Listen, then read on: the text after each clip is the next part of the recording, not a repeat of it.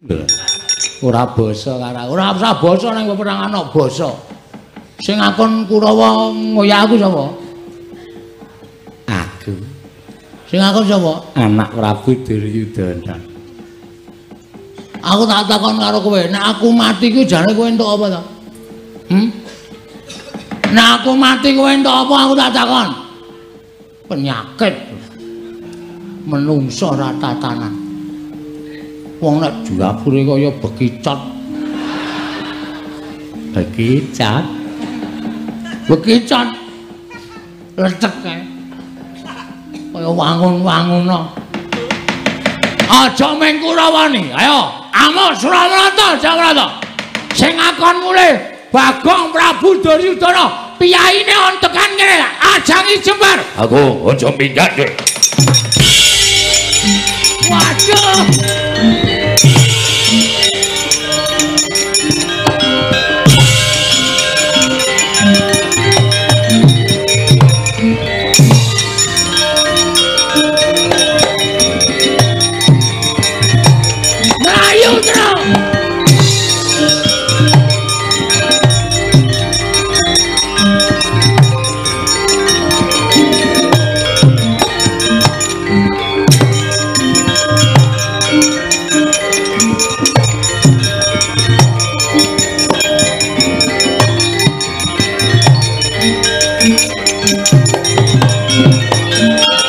Ana apa iki? Wah, Prabu Duryudana nesu tenan.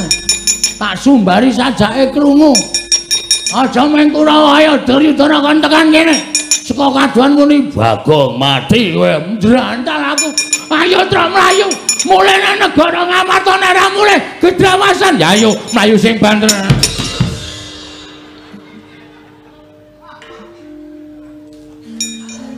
Ceniningan matamu kowe.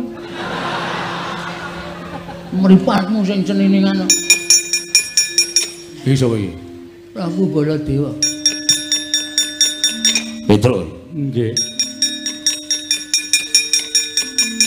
Mlayu-mlayu ngopo? Nun. Mlayu-mlayu ngopo? Mati kok.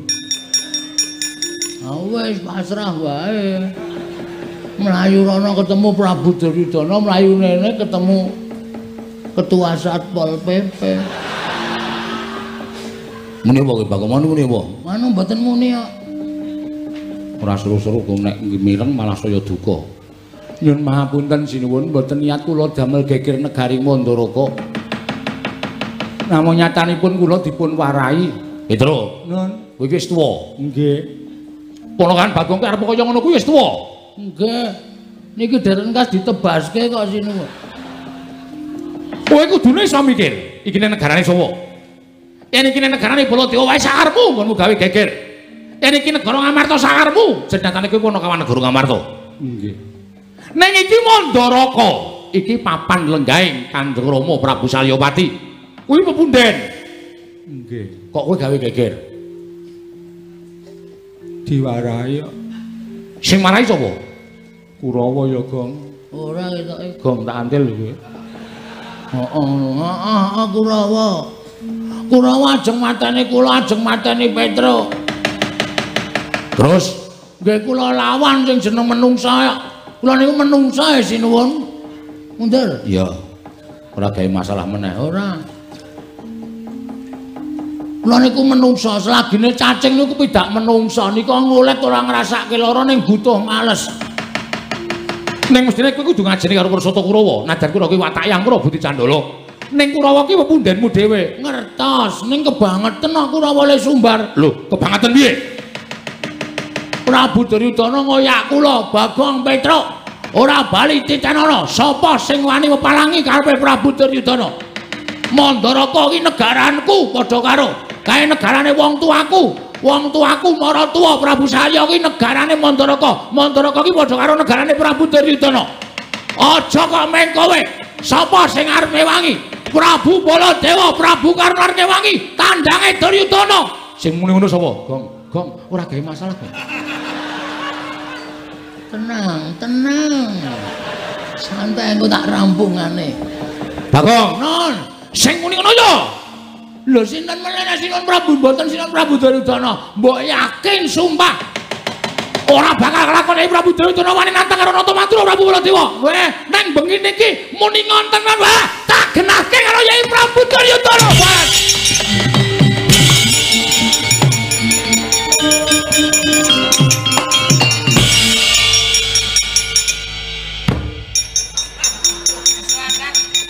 Kowe ngapa ya? Aku iki jane ra seneng karo kowe. Kowe kok gawe masalah meneh iki ngapa? Kowe butuh slamet ora? Ha butuh. Nek butuh slamet carane ngono kuwi. Memanfaatkan Prabu Duryudana. Kuwi jenenge tumbak cucukan. Ora masalah. Sing penting slamet. Ha iki ngene gegere mengko nek nganti Sinuwun Mandura kae engko ki nggenahke karo Prabu Duryudana. Yai. Yai. Wonten dawuh, ora usah praktekan ngono. Kok tak kira nek nyeluk aku yai. Iki aku ngomongke kono kok. Yai, menapa paduka ngendika nantang kalian karo kowe Mandura. Terus Prabu Duryudana, sinten ingkang sanjang? Bagong, kula mboten matur napa-napa. Wah, Bagong ngedu Baladewa karo Duryudana menungsa kaya ngono. Nggawa nenggala mudhar. Kuwi rencanane sapa kaya ngono? Ketoke ngono kuwi, Gong. Weh, semano dalange wae ora usah gawe lakon to. Iki sing lakoke iki. Lho. Kowe iki mung wayang dilakoke iki, ora usah gawe acara to. Slamet. Aku kok iso ngomongke slamet. Aku wis ngentukke detuke banget dite iki. Mesti mbelani aku. Nggih Mas Eno nggih? Heeh. Ah. Andani ngayal kok kowe. Santai wae ora usah kuwatir. Cah ediane kaya ngono. Blogogku kesadulita lit. Ma. Darajating placa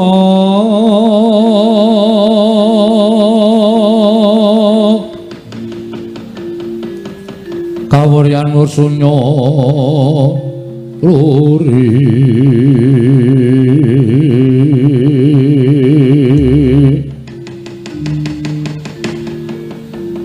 ora mangrehing ukara karana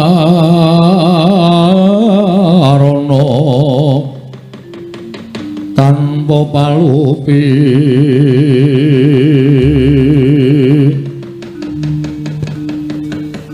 atilar silastu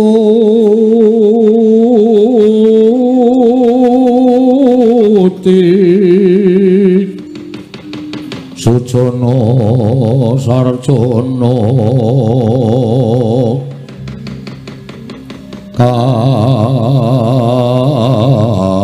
kalulun kala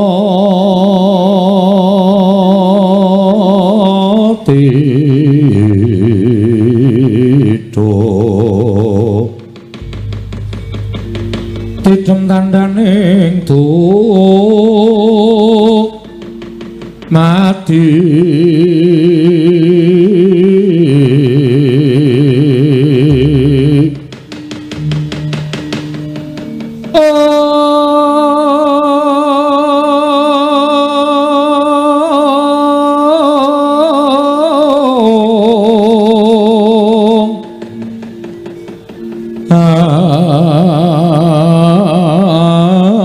andayeng rat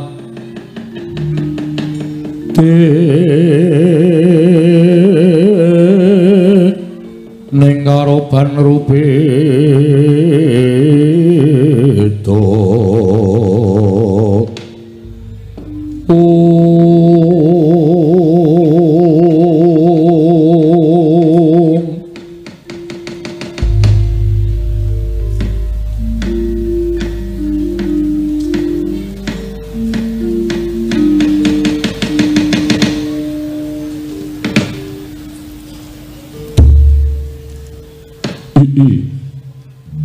ya jagat pangestu ngoro wayah Bathara jagat ilalah bersaset gumun setahun jenggleng serendeng jebul pinangginipun ingkang kula gonta-gonta ingkang kula antu-antu Rikelenggan sak mangke sampun kelampahan. Anak-anak kula mantu Nalindra Agung sampun kepareng lempak wonten negaring Mandaraka. Nuwun sewu. Anak Prabu Ngastina katuran karaharjan rawuhipun nggir wonten negaring Mandaraka sowan dhateng ngarsanipun ingkang Rama ing Mandaraka pun Salyawati.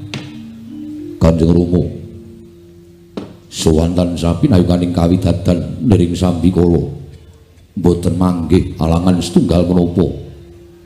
Namung kepareng kula ngaturaken sembah sumangga ing pangabektinipun ingkang putra Ngastina Duryudana kunjuk sandhap wada paduka Kanjeng Rama Prabu Salya. Sesembahan kula Rama Prabu Mandaraka kula tampi akarya bombong raos sing manahipun tiyang sepuh. Boten langkung puja pangastawan ingkang Rama kula aturi nampi nggir anak kula Ngastina. Kula pendhingga jimat paripit dayaning kasantosan. Paring pangestu paduka Kanjeng Rama amawahana kabagyaning gesang kula Kanjeng Rama inggih matur sembah sewunun tanpa pepindhan lan kula suwun dipun prayogaken anggenipun lenggah wonten negari Mandaraka anak kula anak Prabu Duryudana sampun boten kirang prayogi wiswanipun ingkang putra Ngastina Duryudana Rama Prabu Mandaraka. Kula nuwun sewu.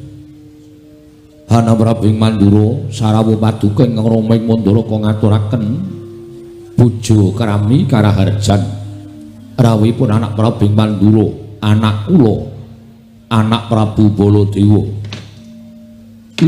Jagat wasesanimu Bathara Wayapura jagat Pati Indra Jaladewa kuwi Rama Prabu tansah pinayunganing kawidadan ing sambikala sawanipun ingkang putra ing Mandura pun Baladewa. Manggya yuwana niskala sowan kula durga mendhak kala sirna. Namung kepareng ingkang putra ngaturaken sembah sumangga ing pangabektinipun ingkang putra kunjuk kersa paduka Rama Prabu Mandaraka Rama Prabu Salyawati.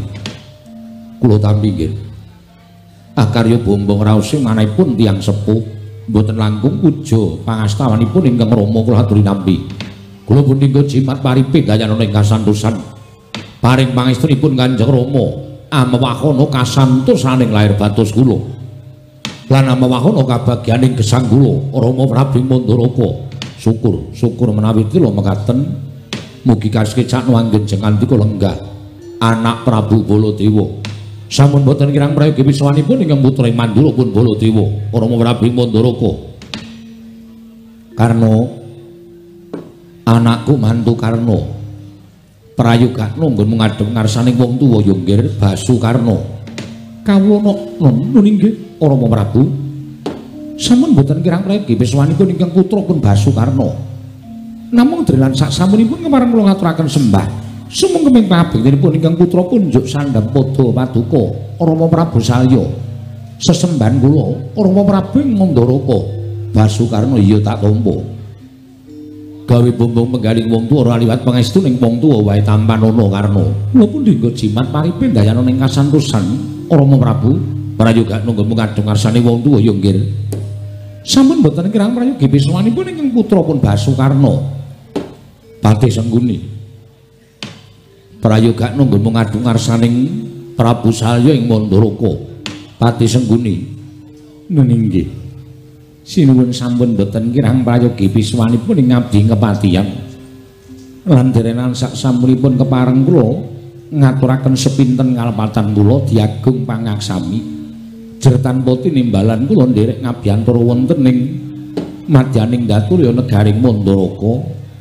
Krana nderekaken dhateng sowanipun ingkang putra inggih menika pun anak Prabu Duryudana. Sowan kula manggih niskala kepareng kula ngaturaken sembah bekti kula kunjuk sinuwun ya suman ora dadi ngopo lan tak tampa sira ngaturake bekti kelawan Prabu Salya ora liwat pangestu ning Salya tampanana kula pun dinggo jimat paripik dayaning kasantosan lan tak jaluk gandeng dina samangga iki jeneng ingsun nglumpukake marang Atmajaku utamane Atmajaku mantu ingkang lenggah ana ing Ngastina Mandura lan Ngawangga. Sabab dina samengko panjenengan ingsun dya babar wigati ning pasewakan ingkang ana gandeng cenenge kelawan negara Mandaraka tegese iki rembug kulawarga Mandaraka. Tak jaluk kanthi banget yen ora tinimbalan dening Prabu Salya ndak suwun kaya aja sambung rembug ya Suman. Kula ngestaken dawuh paduka anak sinuwun Prabu Salya. Menapa sampun paduka dawuhaken badhe kula candhingga jimat syukur yen to mengkono. Kula nuwun sewu, nggih anak Prabu Ngastina wonten dawuh Kanjeng Rama. Anak Prabu Mandura wonten timbalan Kanjeng Rama karna wonten timbalan Rama Prabu. Mesthinipun andadosaken kaget sutaning galih. Menapa to sababipun kula atur nawala dhateng anak kula ing Ngastina. Menapa dene kula atur nawala dhateng anak kula ing Mandura. Bilih kalenggan menika paduka kekalih kula suwun supados rawuh wonten negari Mandaraka. Badhe wonten rembag ingkang nedya kula babaraken madyaning kedaton negari Mandaraka ingkang sakmangke kula nyuwun udu penemunipun anak-anak kula. Nadyan namung wujudipun anak mantun nanging pangraos kula sampun kula rengkuh dados dene anak kula piyambak. Mila mboten maneh menawi babagan menika kula aturaken dhateng sinuwun Prabu Duryudana Mandura apa dene Sira Karna. Kanjeng Rama ndadosaken kagiat sutaning manahipun ingkang putra Ngastina. Dene kula nampi nawala suraosipun nawala pirih lenggan maning menika ingkang putra Ngastina katimbalan sowan Rama. Samangke kaselak nata ling batos ingkang tan bangkit pinambeng. Daya-daya kula mangertosi menapa to sababipun paduka Kanjeng Rama nimbali piswanipun ingkang putra Ngastina Duryudana. Kula mbabarana ingkang sejati ingkang putra nadya nganglungaken jangga nilingaken karna semanten ugi kula Rama. Mboten kados adat sabenipun teka ngane-anehi dene paduka paring nawala dhateng ingkang putra ing Mandura pun Baladewa. Sareng kula buka surasaning nawala ngandhap piyambak wonten tanpa astanipun Rama Prabu Mandaraka. Wanjing-jing ngantos kula gelak lampah kula daya-daya Prabu negari Mandaraka pengangkaing batos kula. Mboten wonten sanes kejawi namung enggal kula menika saged mundi dawuh timbalanipun tiyang sepuh kula ing Mandaraka. Inggih mekaten Rama Prabu. Tumuntun ingkang putra ing Mandura pun Baladewa nyadong timbalanipun paduka Kanjeng Rama menggah menapa to sababipun dene janur gunung kadingaren jengandika Rama Prabu ing Mandaraka nglempahaken sangganing para putra mantu paduka. Rama nadyan ingkang putra nyawangga semanten ugi kula tadah wadana upami sowan kula menika mangke badhe nampi dedukan saking paduka Kanjeng Rama kula mboten badhe selak menawi nampi banjaran lajeng lelabuhan menapa ing sampun kula tindakaken upami kula kedah nampi kewajiban kautus paduka Kanjeng Rama monggo kula aturi paring dawuh kadhawana kula mbeta barang ing awat mlampahi ing tebih kula mboten badhe swala tertentu tansah mastuti sabda tapa paduka Rama Prabu Mandaraka Rama Prabu Salyapati sesembahan kula Handra ingkang puspita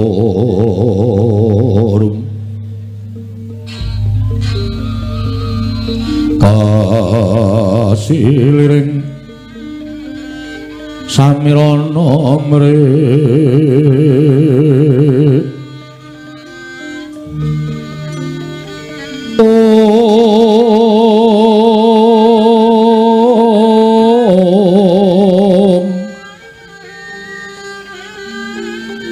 sekar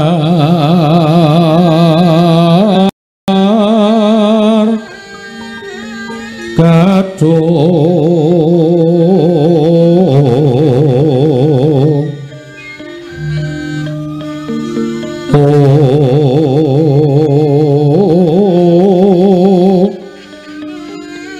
nas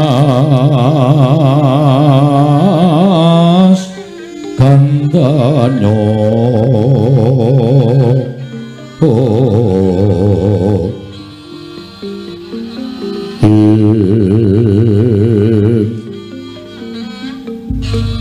mawe aras renaning dia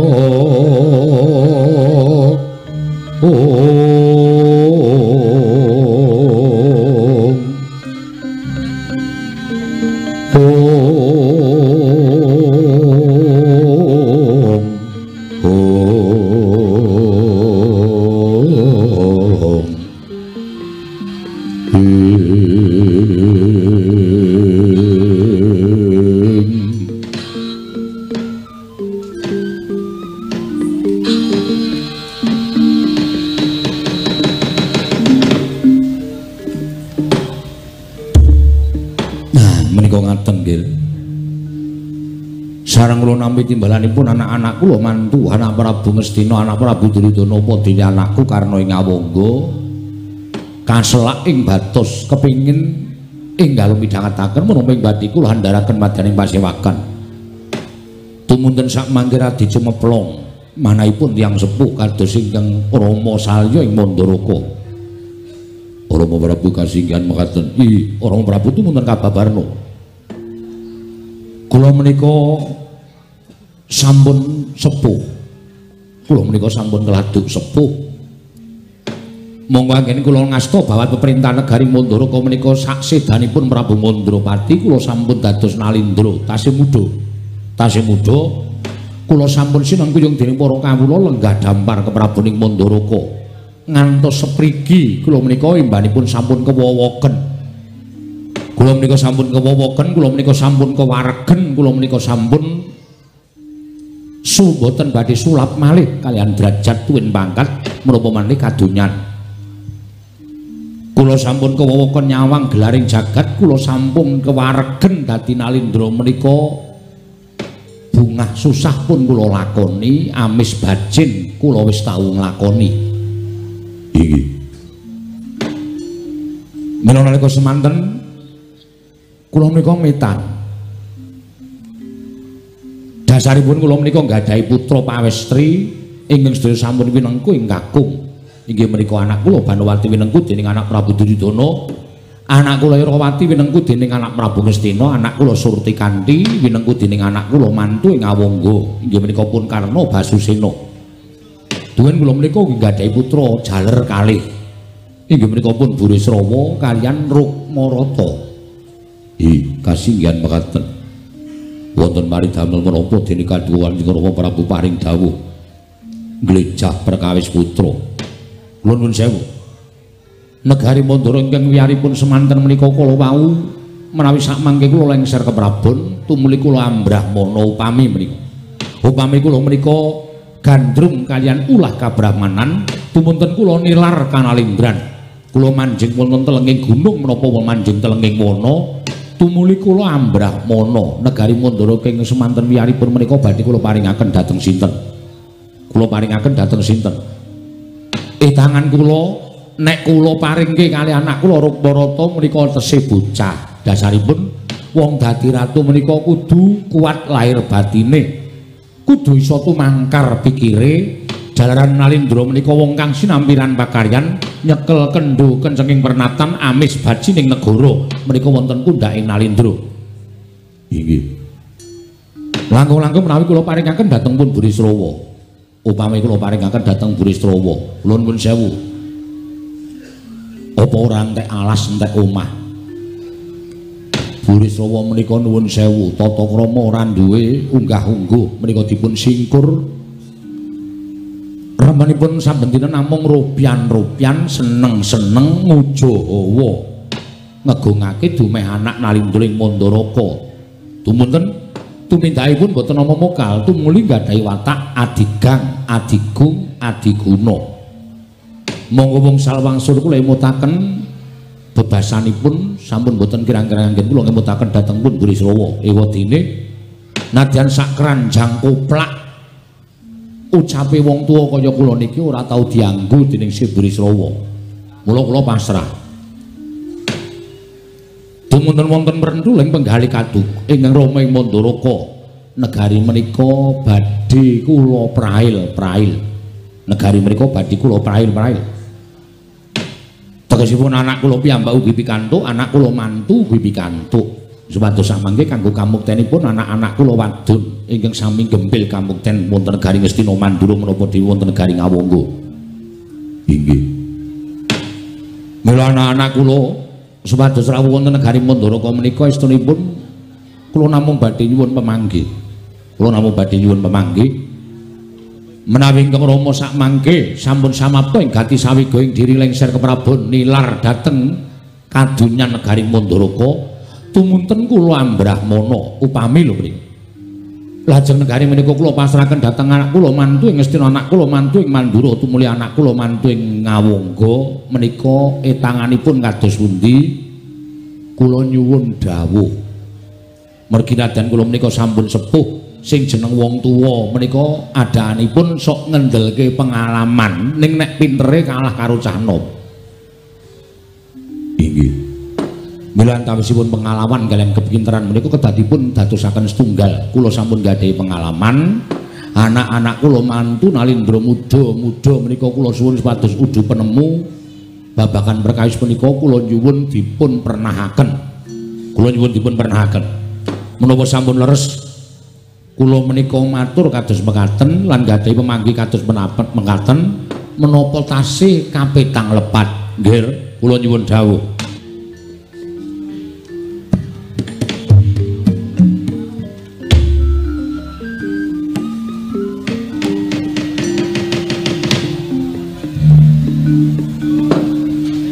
Rama dewane ingsun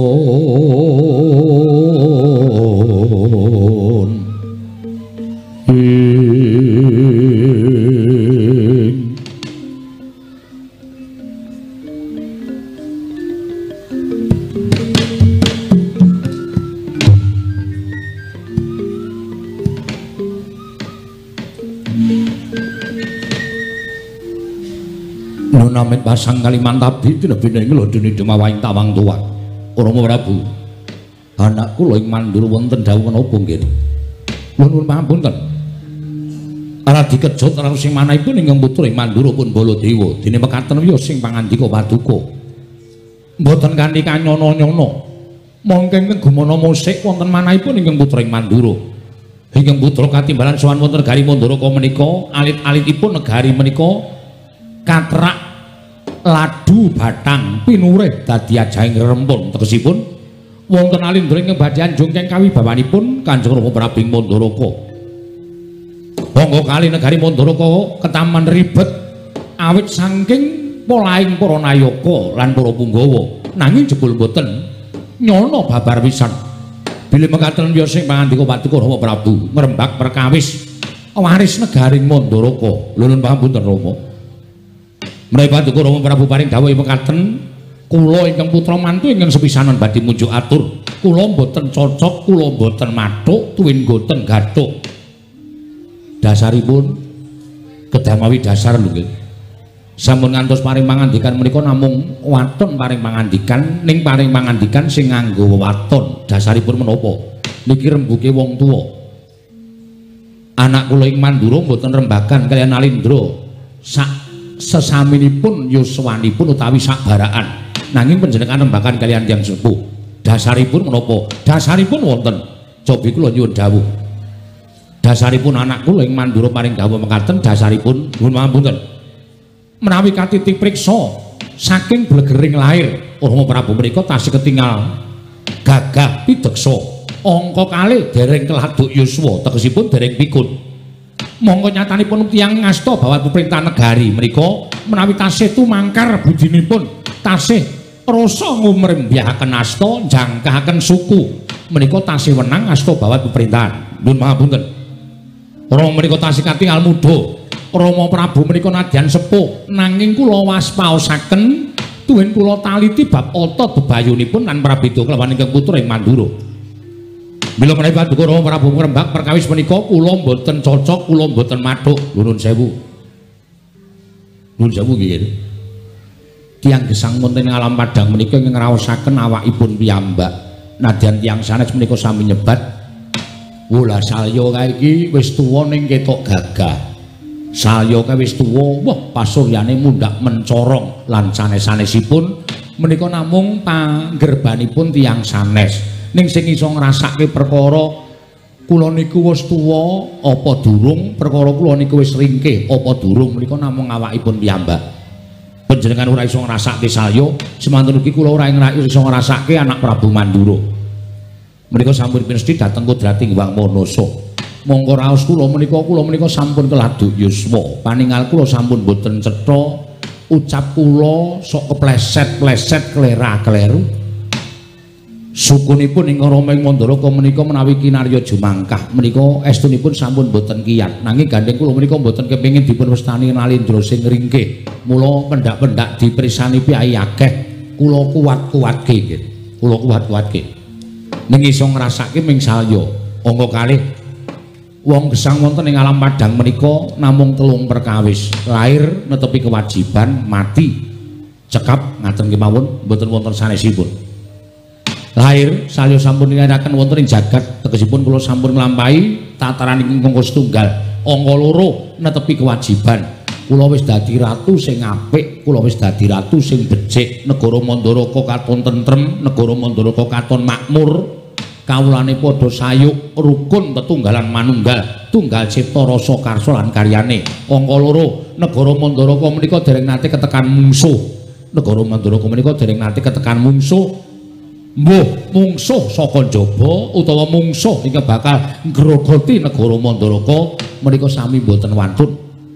Tegesipun kula sampun dados nalindra ingkang sae. Upami wonten kula mesti saged ngrampungi perkawis menika kanthi tuntas. Anak-anak kula wis mentas kabeh. Anak kula Irawati wis winengku garwa panjenengan, anak kula Surtikanti winengku garwa anak kula Karna, anak kula Banwati winengku garwa pun anak Prabu Duryudana. Nek anak lanang kuwi tumrap salya, kula mesti mulang karo anak kula lanang aja gampang semendhi marang panguwasaning wong tuwa. Ning kulinakna bebodro dhewe. Sampun jangkep to? Sampun jangkep. Dados dinten sak mangke kula menika namung menggalihaken dhateng awak kula piyambak, uripe salya kuwi sak teruse kepiye. Kula namung pados kepengin pados sangu kinarya sowan dhateng panguwasaning dat kamurweng dat. Nek wis entuk sangu sing cukup tumuli kula pasrah ngenteni jidaring pasti. Patine salya menika yo manut karo panguwasaning Gusti Ngakarya jagat. Ning sadurunge kula menika ninggal jagat, apa-apa wis temata, negara wis temata, kabeh wis katon kepenak disawang. Lek kula sowan ngersaning Gusti mangke upami titi wancine wis nekani niku ora kesandung-sandung, ora kesrimpet-srimpet lakune. Mila bab menika panjenengan sampun ngantos dhuwur. Namung kula suwun niku pratikelipun bab negari menika kedahipun kados pundi? Rama Prabu wonten dawuh. Kula nuwun sewu. Kula badhe nyuwun pirsa dhateng Rama Prabu. Menapa panjenenganipun badhe merail negari Mandaraka menika tumrapipun paduka Kanjeng Rama Prabu kedah adil ing samukawisipun kudu adil. Menawi boten adil sampun ngantos kula menika disebut sebut nalindra ingkang banjinde banjiladan. Menawi kedah adil mestinipun putra paduka menika boten namung menika. Kejawi kadang kula Yayi Rukmarata lan Yayi Brisrawa. Nanging estunipun ugi wonten ingkang gadhahi hak tumraping warisan negari Mandaraka. Panggriye. Sinten nggih? Sinten ingkang gadhahi hak tumraping negari Mandaraka? Nuwun pamunten. Kadang kula ing sawajajar tuwin gumira tawu. Inggih menika pun kula Sedewa. Menapa Rama Prabu mboten welas, menapa Rama Prabu mboten gadhahi raos tresna asih dhateng Majapaduka. Jernyatanipun kula Sedewa menika wiwit lair sampun tinilar dening tiyang sepuhipun. Tiyang sepuhipun sami seda, sudarmanipun binanjut dening panguwasaning dewa, tumuli ibunipun seda kunduran. Tegesipun lare kalih menika Lula. Lare kalih menika Lula. Wiwit cilik dimong karo Pandhawa, karo kakangne telu, Puntadewa, Werkudara lan Janaka. Menapa Rama Prabu boten wonten mrentul raosipun badhe maringaken boten ketang sekedhik negari ing Mandaraka dhateng kang putra pun Nekula Sedewa Rama Prabu.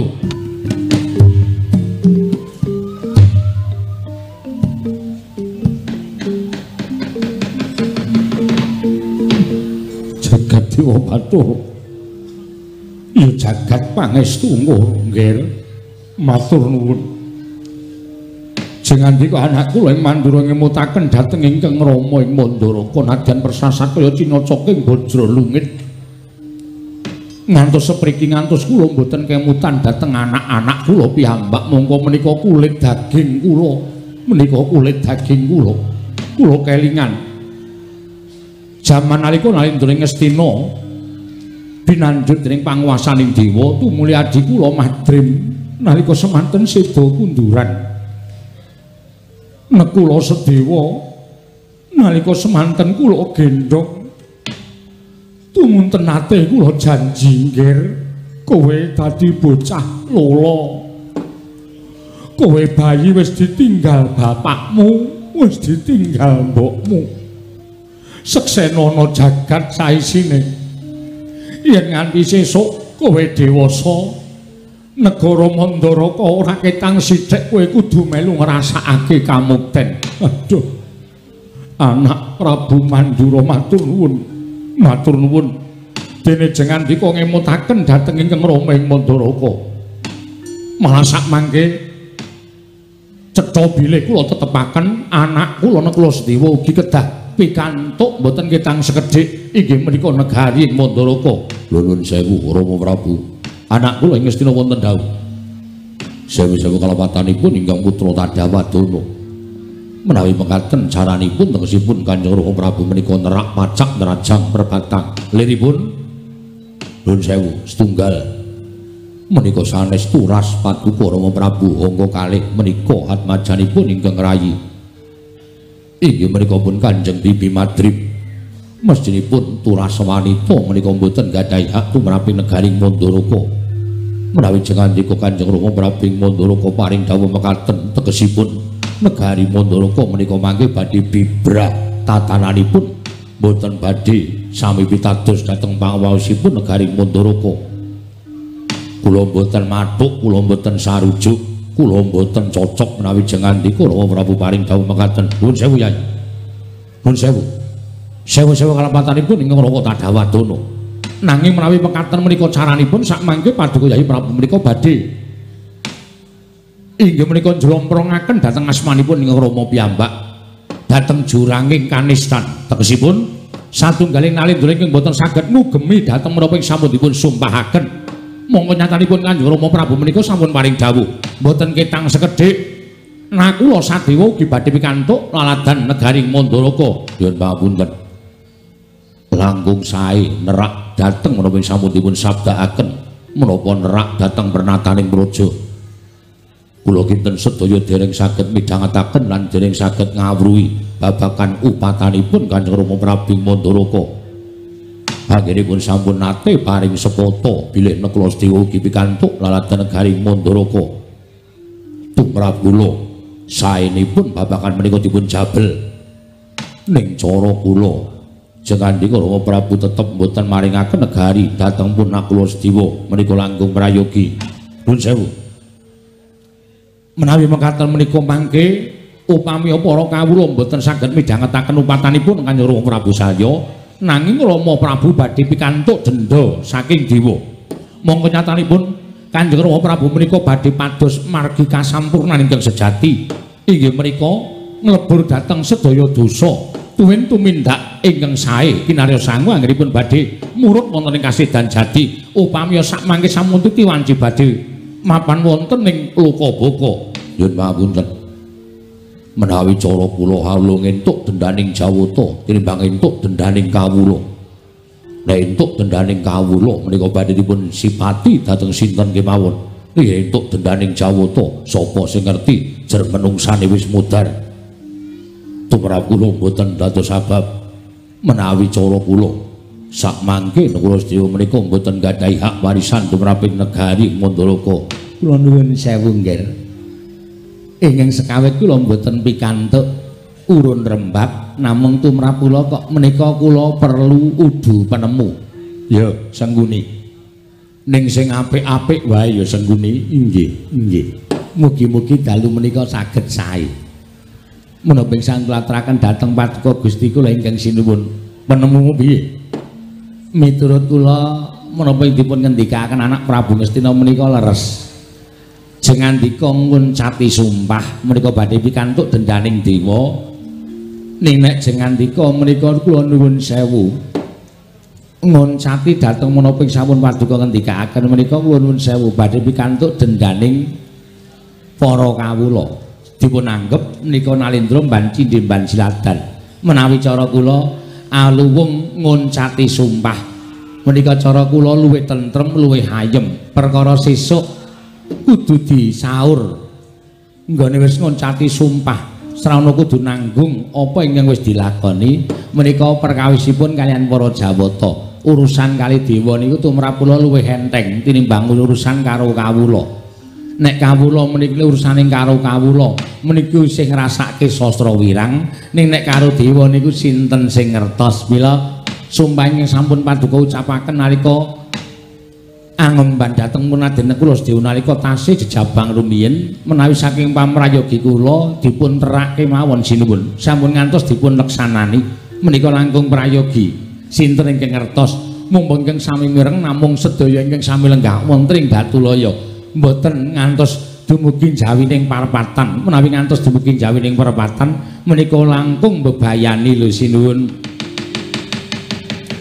sikra-sikra yen permana kanca sikra raket nawang sesangka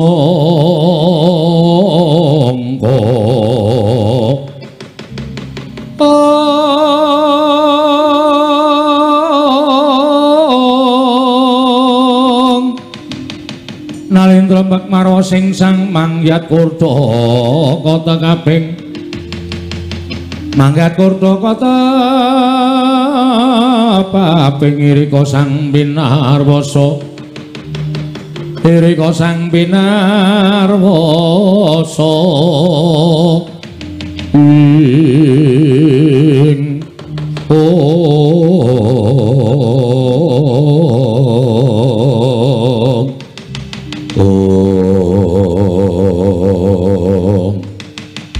sidemadyaning pasewakan nalika sampun jantangan manyanipun reki ana patih Harya Sengkuni tinampi nata ing Mandharaka Prabu Salya dadosaken legek penggaling sanata Prabu Salya ngrenggahi kanyut nangka wardu kanyut ujare waganten wardu jare wakeca nginango durung abange durung manding jasaring pertara kasaru geger njaba piyak ngarsa tamping mulya seban punamu apa to kang dadi tarunane ora numacan kekurangan Gajah Medha saka Wandilan kejawi namung sowanipun utusan sae negari Ngamarta nenggih abdi kinasih negari Ngamarta ingkang nyerpepeh pindha sata matarangan karya jingak kang samya mulat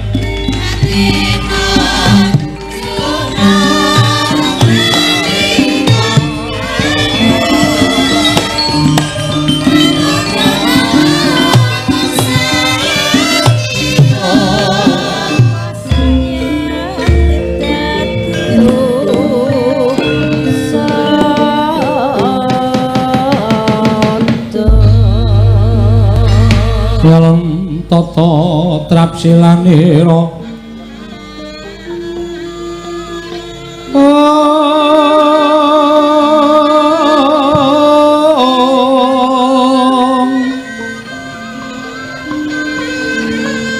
ngacomaken astanira kalih astanira kalih pisan yen ngandika magawe apranta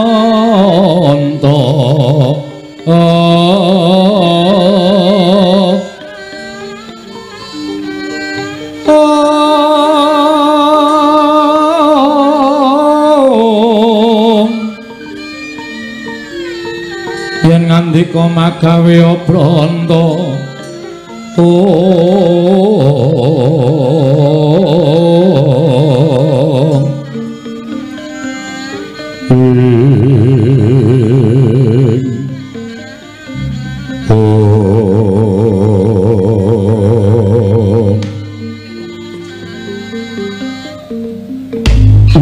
jagat wajisanmu Bathara Wayapura jagat wiladal gawe kaget ora panglingi kirak Petruk sowan ning negara Mandharaka lha kok janur gunung Kadingaren Panakawan sowan ning negara Mandharaka Petruk padha raja sapraptanira Panakawan nyuwun mangapunten nuwun amit pasang Kalimantabi tinebene ing Ladeni Dumawahing tawang tuwang sinuwun linepatna ing tulak manung lakar kaleresan kula abdi panjenengan pun Petruk nadyan awis-awis kula sowan wonten negari Mandharaka namung dinten menika kula perlokaken sowan wonten negari Mandharaka kemareng kula ngaturaken sembah sumengkeming pangabekti kula kunjuk sinuwun iya wis ndak tumpah karo bombong Tyas Ingsun ora liwat pangestu ingsun tampanana kula pundi nggo jimat pariping dayana ning kasantosan paring pangestu paduka mawakana kabagyaning gesang kula sinuwun ora antaraning kowe karo Bagong kok lete suwe men apa mangkate ora bareng sareng lah kok kowe wis sowan Lecak Untara Bagong kok lagi sowan kuwi kaya wong ora rukun anake Semar padha-padha putra Semar kok ora rukun mboten kula rukun tetep manunggal dados tunggal lah kok Bagong le sowan keri nanti Gong kleru anjungan sebelah ya aku ceniningan kok kowe ora bareng tekan ngono lho kok nyenyet aku kulo sing negara Mandaraka to Bagong Padhararja sapraptamu pengentunipun sinuwun Prabu Salya tansah pinayunganing kawidadan niring sambikala sowan kula tebih saking rubeda kepareng kula ngaturaken sembah sumungkeming pangabekti kula kunjuk sandha pepoda paduka jagat Dewa Bathara ing atase Panakawan kok tembunge gawe marem mekaten inggih pangestuku Tampanana kula pundi nggo jimat paripe ndayanana ing kasantosan karepku nek sowan ngono kuwi lho Gong ngomongane ora ting pletot lancar ketok nek anake Semar pangestumu wis sinau itu ha iya Panakawan Bagong Panakawan Petruk Padhararja oh sing dimatke aku sik ta to pangetunipun Ndara Duryudana wilujeng bekti kula kunjuk pangetunipun sinuwun Ngastina wilujeng bekti kula kunjuk sinuwun ya Petruk tak tampa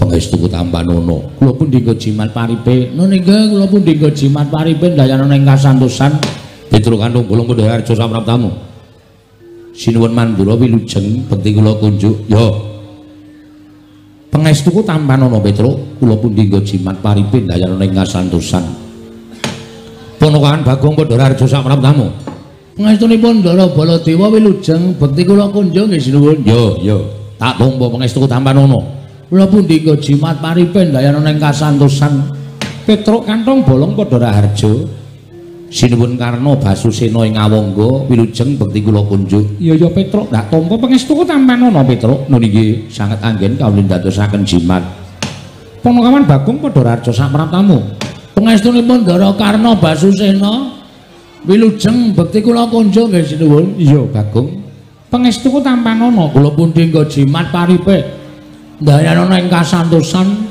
amawahana kabagyaning gesang kula Petruk wonten dawuh sinuwun gawe kaget sowan mongko tanpa tinimbalan gage yen pancen saka karepmu dhewe kowe matura wigatine apa yen diutus bapakmu duwe perlu apa nanging yen to kowe diutus pundhenmu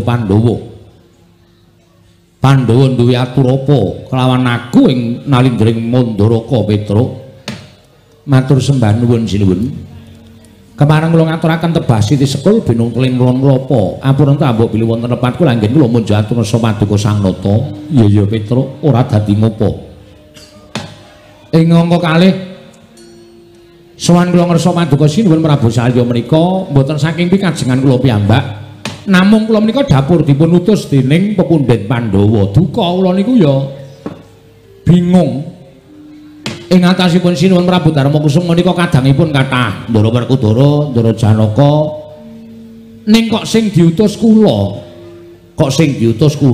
niku terus kula rumangsa digunakake dening Ndara-ndara Pandhawa mula nek kula selaki kok kaya ora prayoga dumuli kula bidal lumarap sowan dhateng negaring Mandaraka dadi sing ngutus sira kuwi anak Prabu Ngamarta sanes lho tembungmu piye Petruk panci kula menika bidal saking negari Ngamarta ning kula menika mboten dipun utus sinuwun Prabu Darmakusuma nanging kula menika dipun utus rayine sinuwun Prabu Darmakusuma inggih menika Ndara Nekula Ndara Sedewa lho anakku Nekula Sedewa utusan kelawan sira Petruk nggih merga sareng kula nyuwun priksa lah kok kula kok kula sing didhawuhi supados wonten negara Mandaraka terus Ndara Nekula Sedewa paring dawuh lah sapa to Truk wong aku ki tiba ragil nek aku kongkonan ayaka mengko ndak perkara iki ngabar tekan ndi papan mula kowe sing iso primpen nyimpen wadi iki kowe tak utus ngersaning Kanjeng Prabu Mandaraka Kowe matura apa sing tak weling? Ngaten niku. Anakku Nekula Sedewa weling apa karo kowe? Lan bakal matur apa?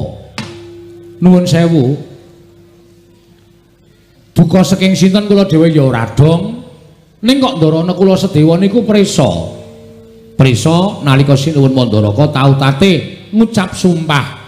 Nadyan Ndara Nekula Sedewa menika tasih bayi itu nalika semanten tinilaring Ibu Dewi Madrim kali sinuwun Prabu Pandu. Bocah nika dadi bocah lolo utawa kasarane bocah yatim piatu. Iya Petro. Nganti sepriki wis iso mukti ngawibawa niku merga dimuktai karo kadang-kadange tuwa Ndara Puntadewa Ndara Werkudara Ndara Janaka. Truk, kowe tak jaluk gelem mbantu aku ya, Truk. Ewang-ewangono aku. Kowe nyawango aku. Sapa sing arep tak percaya liyane para Panakawan? Madheg ati kula. Nyawang Ndara Nekula Sedewa niku pasuryane abing nika. Le matur groyok-groyok, le ngendika groyok-groyok. Ketok banget nek arep nangis. Matura Kanjeng Wae Mandaraka, aku mung pengin nagih janji kalian pengendikane sing wis tau kawiyos. Aja nganti dilalekke, Nekula Sedewa aja dikiwake, Nekula Sedewa aja dikuwalonke. Merga kabar iki aku ngerti nek putra-putra mantu ditimbali rawuh ana ing Mandaraka. Kaka Prabu Duryudana, Kaka Prabu Baladewa, Kaka Prabu Karna ing Awangga katimbalan sowan. Kanjeng Wae Mandaraka bakal paring ora ketang sithik-sithik kamukten negara ing Mandaraka. Lah mula kowe sowana, tanjihna. Tanjihna marang Sinuwun Prabu Mandaraka, Kanjeng Wae Prabu Mandaraka, kahanane Nekula Sedewa iki piye? Ngaten niku. Kula ya melas. Ning niki ya resiko. Mergo nek nganti mireng Ndara Werkudara Ndara Janaka Ndara Puntadewa panjenengan prisa ta watake Ndara Werkudara watake Ndara Janaka mesti duka. Wah.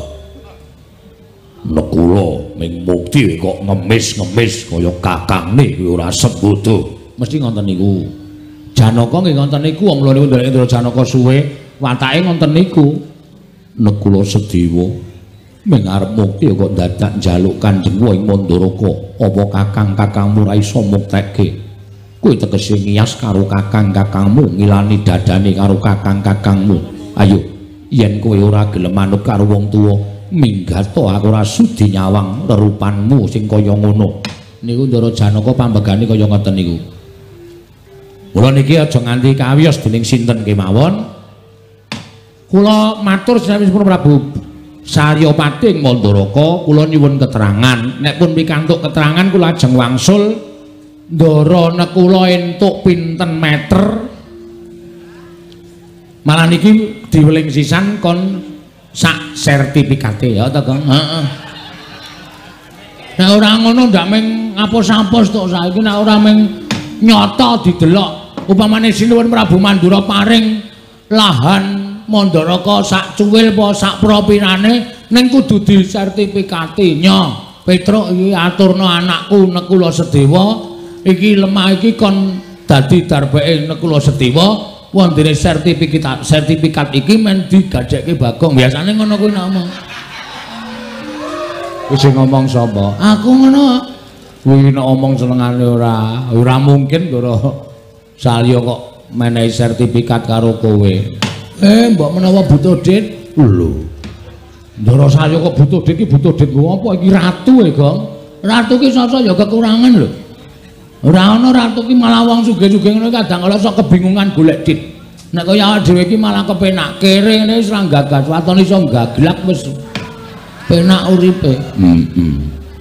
Matur mawon atur kula menawi dipun paringi utawa atur kula menika katampi matur sembah nuwun. Nanging menawi boten sabab saking menapa kula nyuwun dasaripun menapa panjenengan padha karo nguncaki sumpah sing wis dingendikake dhewe niku boten apik. Cekap semanten atur kula menawi wonten lepat diagung pangaksama sinuwun. Kula nyuwun pangapunten nyadong dawuh timbalanipun Sinuwun Prabu Saryapati ing Mandaraka jagat dewa Bathara.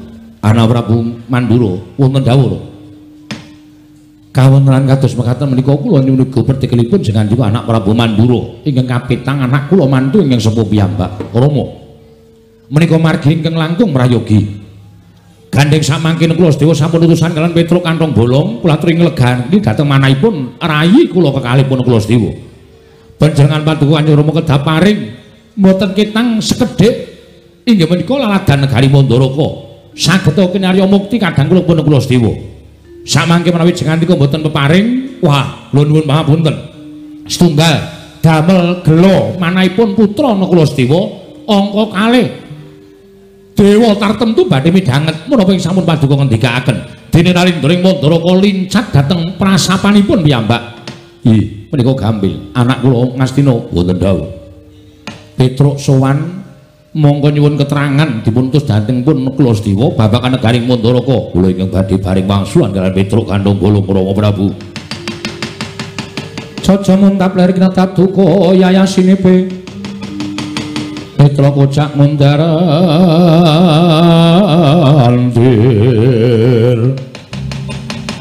hitep nyomangolon coko wadanani rombaranang ing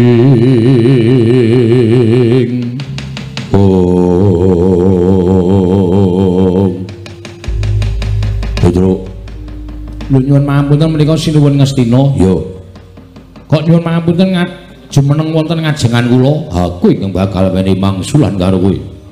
Babagan nek kula Sedewa kene kepengin ngrengkuh negara Mandaraka, ora ketang sithik kudu njaluk warisan negara Mandaraka. Oh nggih. Lah kok mboten Kanjeng Sinuwun Saryapati? Aku menuntut dadi batal wakile. Kok mboten putra mantu sing sepuh piyambak, kok malah putra mantu sing nomor 6 piyambak menika dados pundi? Ora sah cerewet budaya aku gelem, aku sing mangsuli kowe ora gelem napa ucape Duryudana ora sapa tampa. Wala keras iki kok. Kok malah kaya ngene. Wis nek kuwi sing wangsulan cetha dadi masalah truk yakin. Asli wis to arep kowe nganggo pawadan Ndarana Kula Sedewa niku wong lola, Ndarana Kula Sedewa niku wong ora duwe bapa, wong ora duwe ibu. Nek mungsuh ratu siji iki wis tenan, wis pahit. Iki ra dirasa kamanungsan kok. Iki nyumbang yatim piatu ya ora tau. Nekeki wong sing ora tau, ora iso mangan ya ora tau, ora iso nyandang ya ora tau. Sugih ya sugih mergo cethil kuwi kok. Gong, lambene iki sing apik ora. Ora apa-apa krungu mbok ben wong nyoto. Aku ki nek omong nek nyoto ora masalah dirungokke karo sing tak unekke iki. Nek nesu tandangane. Tandangi piye? Maksude ya tak tandangane karo kowe barang. Lho kok karo aku barang iki piye? Aku ra wani kok. Wah, lha piye? Ya wis berarti aku rasa omongan. Ora rasa omongan ora, Petruk. Nun. Aku ngejak guneman karo kowe. Nggih, kersanipun kowe bali. Bali pripun? Kondo karo Kula Sedewa. Kondo pripun? Yen Kula Sedewa ora bakal entuk kahanan negara Mandaraka mergo kudu nyawang karang kahanane dheweke dudu putrane Nalindring Mandaraka angka loro dheweke amung putrane kadange Nalindring Mandaraka tegese ora entuk babagan negara Mandaraka. Mula kowe bali ora usah dadak wani karo Sinuwun Prabu Saryapati apa meneh kowe nyentulane rembuke Duryudana kowe bali. Kowe ora usah melu-melu perkara iki kowe bali yo. Oh nggih nek ngoten kula tak wangsul. Nyuwun pamit madal pasilan kula tak masuk ngantos Sinuwun Prabu utawa matur sanipun Ndarana Kula Sedewa nek napa sing digendhekake Ndara Ngastina menika minangka badal wakile Sinuwun Prabu Saryapati. Yo. Yen Kula Sedewa ora trima ora adu arep karo Duryudana. Nun nggih nyuwun pamit sinuwun sing ati-ati aja kaya bocah cilik.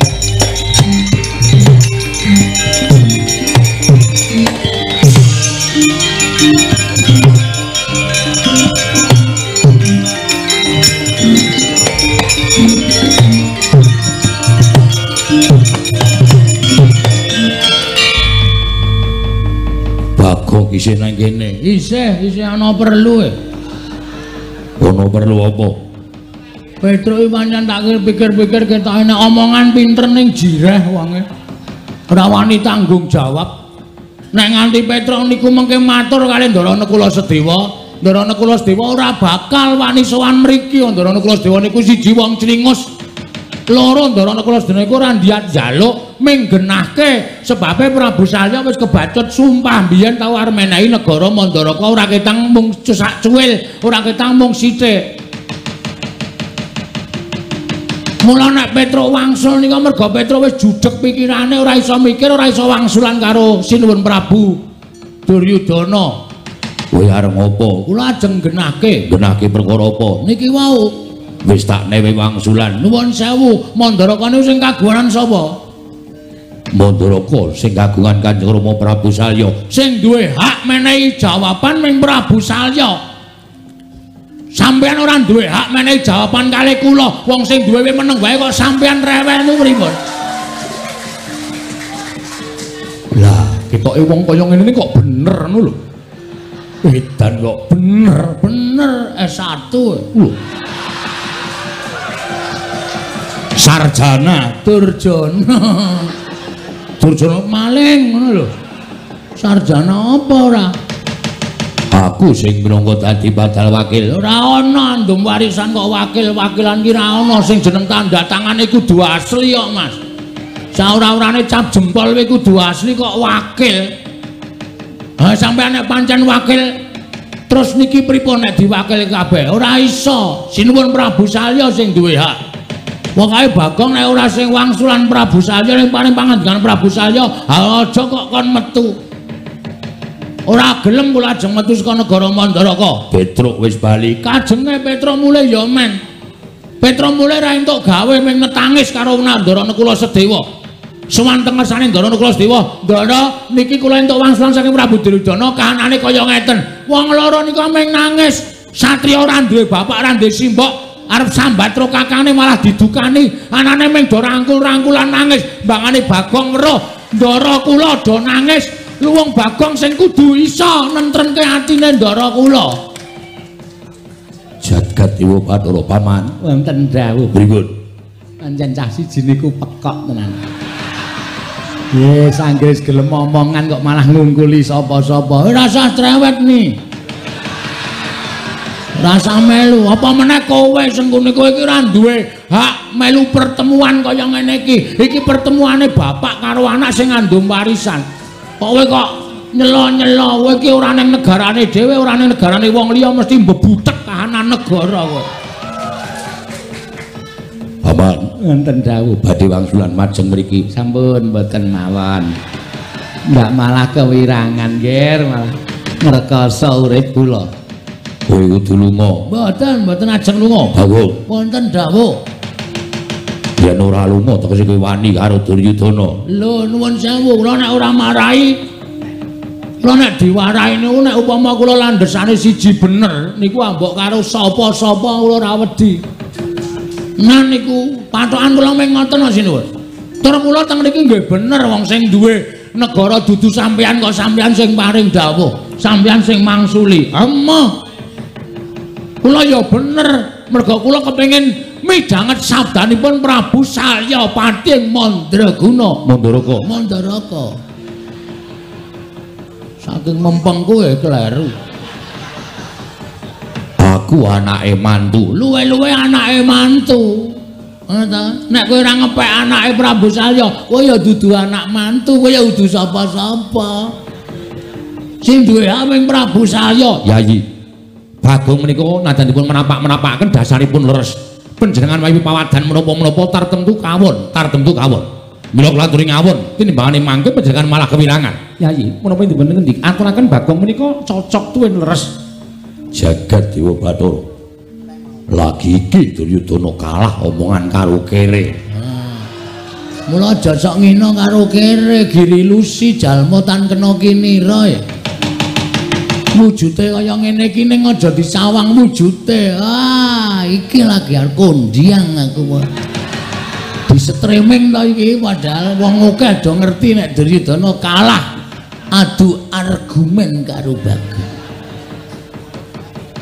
Argumen ki apa? Argumen niku napa? Mbuh. Aku ki iso omong ora iso jelaske. Iso maca nang koran-koran kae. Malah kewirangan. Mungsuh Bagong ora iso nanduki omongane Bagong. Paman dos pundipun Lenggah mawon ingkang sekeca kajenge anak Prabu Salya ingkang paring dawuh nuwun sewu sinuwun salya ingkang paring dawuh. Bagong, Wonten dawuh. aku durung iso menehi keterangan sing gumathok. Sampeyan ampun melu-melu lho. Sampeyan aja melu-melu Prabu Duryudana lho, duwe adeg-adeg lho. Ratu nek ra ndek adeg-adeg mung rubo-rubo gedang. Sing kene ambruk rono sampeyan ambruk rono, sing kene ambruk mrene sampeyan ambruk mrene. Nggo ngopo gunane dadi ratu? Kudu duwe penemu dhewe. Babakan Ndara Nekulasdewa niki sampeyan kudu iso nengahi ora mung sak penake dhewe. Nduraku kon ngomong piye? Lho, lah piye biasane omong kok kon ngomong piye? Angge omong biasane pripun? Aku durung iso nengahi, pikiranku isih bunek. Aku kudu piye kelawan anakku Nekulasedewa. Monggo aku wis kebacut sumpah. Ah monggo sampeyan ajeng nglincati sumpah sampeyan monggo. Ajeng maringi kali Ndara Nekulasedewa niku ya langkung apik, luwih becik. Bangane sampeyan ratu dunekke blendra-blendre kaya banyu tumumpang godhong sintik. Omongane ra iso digoceki. Nek cara kula malah isin. Ya wis. Yen ngene kowe mengko nusula Petruk nggih.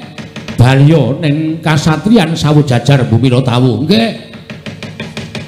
Yen to apa ing ature anakku Nekulasedewa lagi ndak pikir ning aja kuwatir. Mesti aku menehi sarta peparing karo anakku Nekulasedewa. Nah, ngono lho.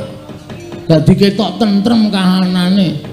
Ngoten mawon malah prayogi, ngoten mawon kula nek ngoten kula nyuwun pamit. Ya.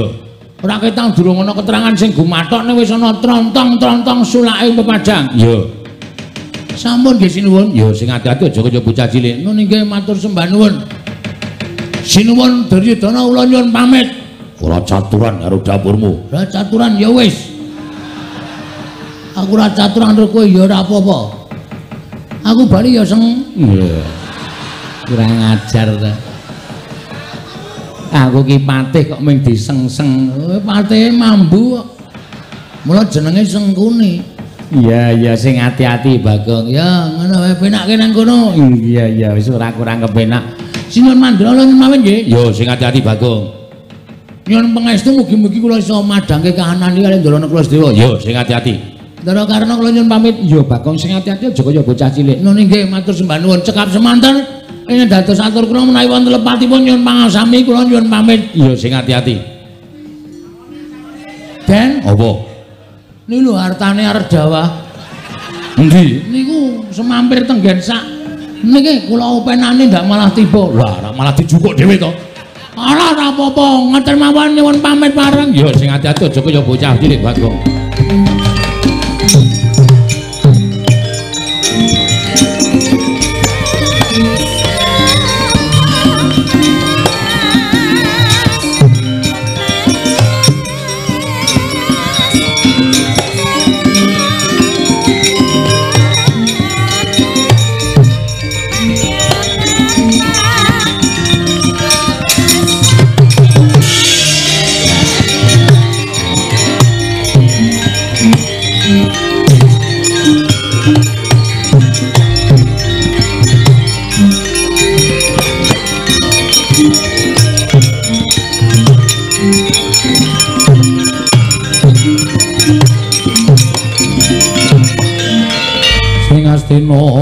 Maha Prabu Duryudana alona ngandika alona ngandika dhuharine ingsun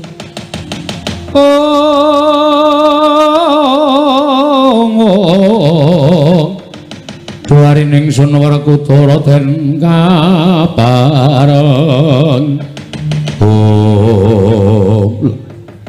anak mantu Ngastina ketinggal gorek lenggahipun tumuli majeng ngersanipun ing Roming Mandalaka nggih Rama Prabu dinten samangke menawi panjenengan tasih pitados kaliyan ingkang putra Ngastina Duryudana lan kula menika tasih dipun anggep putra mantu rampunganipun perkawis Nekulasedewa menika mugi kapasrahna wonten tanganipun ingkang putra Ngastina menawi boten paduka paringaken dhateng ingkang putra Ngastina babar pisan kula blakutang terus terang kula boten badhe nampi negari Mandalaka nadyan namung sapro dikanggo kalih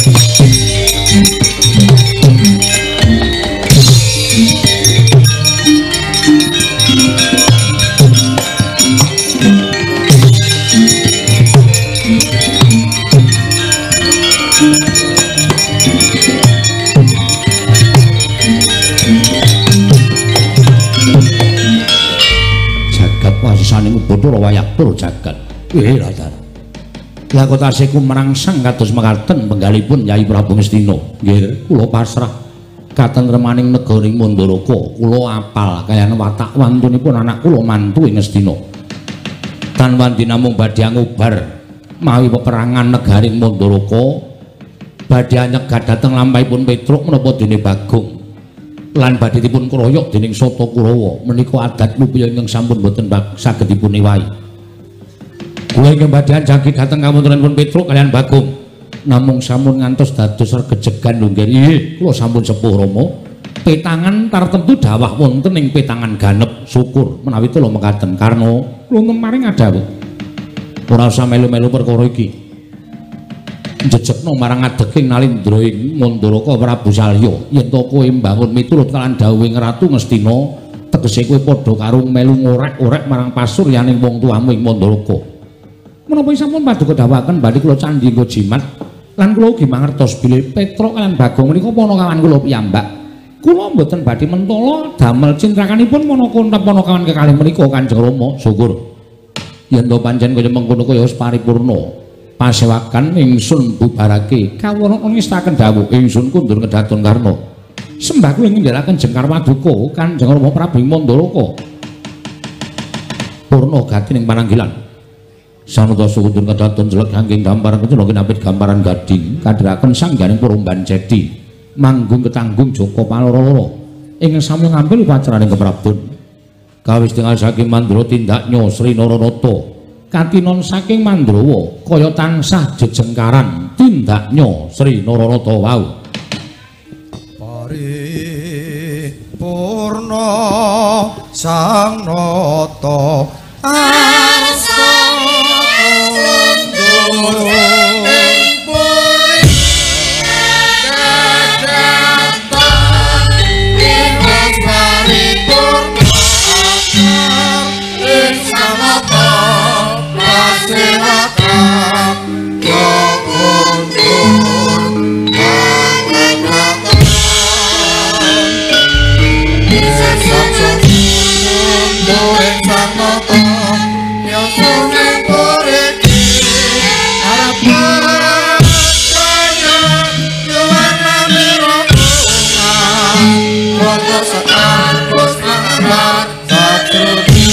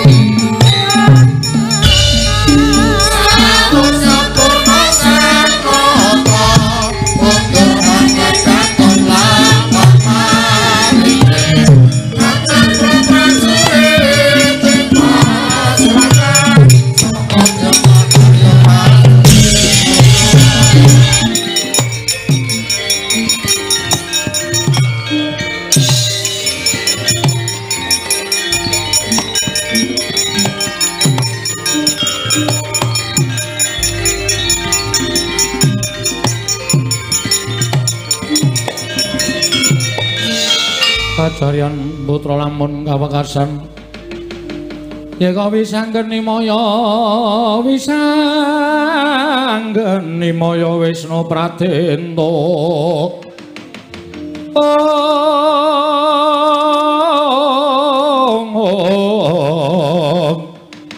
wisanggeni maya Wisnu Pradenta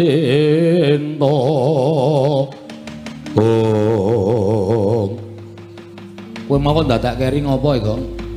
Aku iki wong ketoke berpendidikan ning goblok. Goblok piye? Kowe nek diwangsuli Prabu Duryudana kaya ngono mau janjane rasa mule. Sing duwe hak menehi wangsulan karo kowe kuwi Sinuwun Mandaraka merga negara Mandaraka kuwi kagungane Sinuwun Prabu Salya. Ming perkara sampe kowe dunekke Petruk kowe bali kok mule. Lah terus kowe ning kono ngopo? Lha ya gayeng geger. Geger tegese Prabu Duryudana tak waneni. Terus wis pokoke tak waneni terus aku metu njaba ngene iki. Kowe ora ngerti resikune. Resikune ngopo? Prabu Duryudana nek gawa Kurawa, watake wong Astina iki nek dicentulani rembuge mesti terus nggunakake cara kasar. Tegese piye? Dawuh karo Kurawa pirang-pirang kok nyekel aku, nyekel kowe. Kowe ora malah golek perkara to senengane. Kowe ora malah golek perkara iki kriwikan dadi grojokan, geguyon dadi tangisan. Aku wegah nek carane kaya ngene iki. Nek aku gelem, lho. Nek kowe gelem piye? Aku pancen tak sengaja, Tru. Tak sengaja piye? Pancen niatku arep njajal ketrimaning urip. Ketrimaning urip. Sak suwene iki aku ndelok iki meng kowe sing gelut karo Kurawa. Kowe mesti entuk jeneng, kowe mesti menang. Aku arep nyoba Bagong arep kerengan karo Kurawa iki menang apa ora? Kowe mudar, Gong. Kowe mudar nek musuh Kurawa. Sikilmu cendhek, awakmu lemu, tanganmu cendhek kok arep mungsuh Kurawa iki arep tok nggo menang apa? Giri lusi jalma tan kena kinira. Aja sok ngias karo wong kaya aku ngene iki. Asli aku nek muni ngene iki ora kena dipenggak karo sapa-sapa. Wani tanpa aku kowe minggat to rasane gak nang aku. Ora tok ewangi ra masalah aku. Mun nganti bengok-bengok njaluk tulung aku titenono. Walah wis to. Aku wis sadar wong urip ning alam padang ki mung ngantri modar. Dadi mati saiki ya apik, mati sesuk ya monggo kersaning sing gawe urip. Ning sirku aku mbelani Raden Nekula Sedewa. Kae cah lola, kae cah ora duwe bapa, ora duwe ibu. Kae cah wajib dibelani. Gusti ngerti Bagong belani cah lola mati langsung nyemplung swarga. Kuwi sing kandha sapa? Aku ngono kok. Kuwi ujaring para pranata agama ngono kuwi, Tru. Yakin? Yakin. Ya wis, tandangi. Aku tak lunga. Wis kono mulya. Ora sembodo ora. Dikongkon Ndara Nekula Sedewa kok mulih iki nek gawe gelane pepundhen nek cara aku ngisin-isini. Tru. Kowe mulai tenan kok? Heeh. Kowe ya tegel karo aku. Lah mau lambene muni piye kowe? Kowe mau muni piye jare wani, jare arep ngadepi Kurawa, bareng kene arep mangkat mulih kok diundang. Kowe nek mati ora rumangsa kelangan aku to? Nek aku mati aku kowe ora rumangsa kelangan. Lah kowe sing niat duwe gawe perkara kowe kok kelangan piye? Wis kono-kono ora caturan. Amin jatono. Yo. Iya. Bali ya Bali. Tru. Kowe kok ngono ta? Kowe iki ngewuhke kok Gong ora. Piye karepe piye? Ya kowe iki ora sange wangi ning ngulatke aku. Ngulatke kowe terus perkarane apa? Nek kira-kira aku terdesak kowe maju. Ha jenenge iku njaluk bantuan. Kuwi jenenge njaluk bantuan. Njaluk bantuan ki nek kula nuwun. Kula menika tiyang mboten gadah ngono kae. Kuwi bantuan dondo donya nek iki bantuan tenaga. Wis, rasa kok kan omong. Nek butuhe kowe rasa lunga. Kowe peng takon delok kridane Bagong. Ya, deloke kaya ngapa? Nonton no. Ya, ya.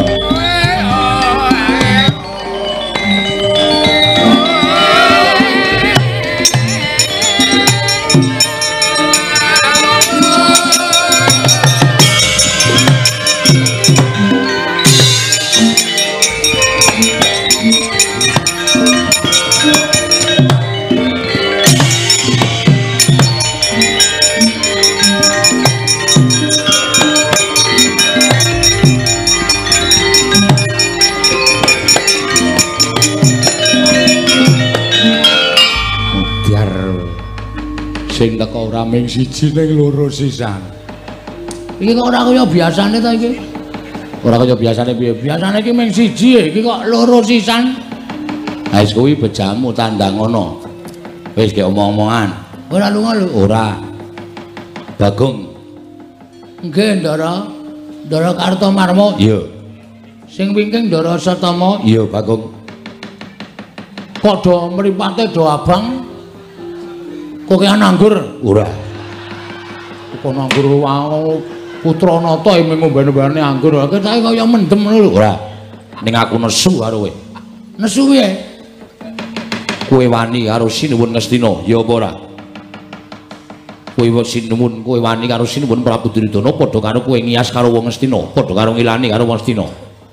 Mula aku didhawuhi dening Sinuwun Prabu Duryudana kon goleki kowe, cilik kon bondo kowe, gedhe kon mateni kowe. Ya, kowe mlungkula Bagong. Kowe ora nyawang karo kahananmu, kowe ming batur, kowe ming gedhe bal 17, kowe elek nyolok mripat. Kowe ming kere. Lah kok dadi wani karo Sinuwun Prabu Ngastina, kowe iki ora ngilo karo githokmu, ora nyawang karo kahananmu. Sik, Mo, ora waton ngomong kowe. Gong basa. Basa apa arep gelut kok basa? Rasa basa. Ora aja waton ngomong kowe. Kowe nguneke Bagong gedhi bal 17, kowe ngalek nyolok mripat mung kere, ning aku ora menungso. Lho. Lah kok kowe muni ngono? Lah saiki kowe nganggo sandangan apik nang kowe iki kudu menungso, kowe iki blesteran. Blesteran apa? Bapakmu pendeta, mbokmu Wis kok ora gawe masalah. kowe minggat wae kono. Malah ngegol-goli kowe iki.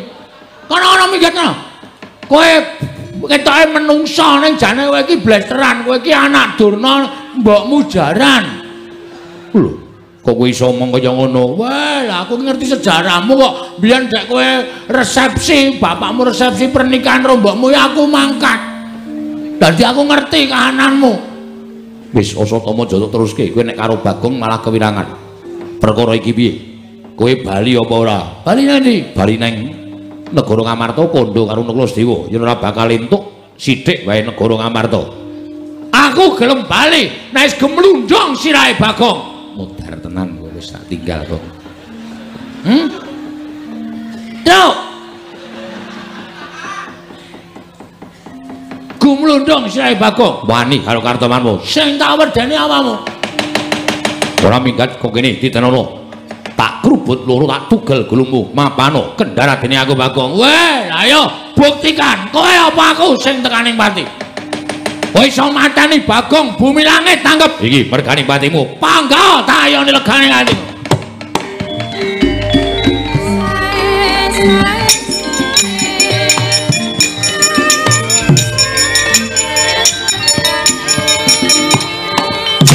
Dar dening aku.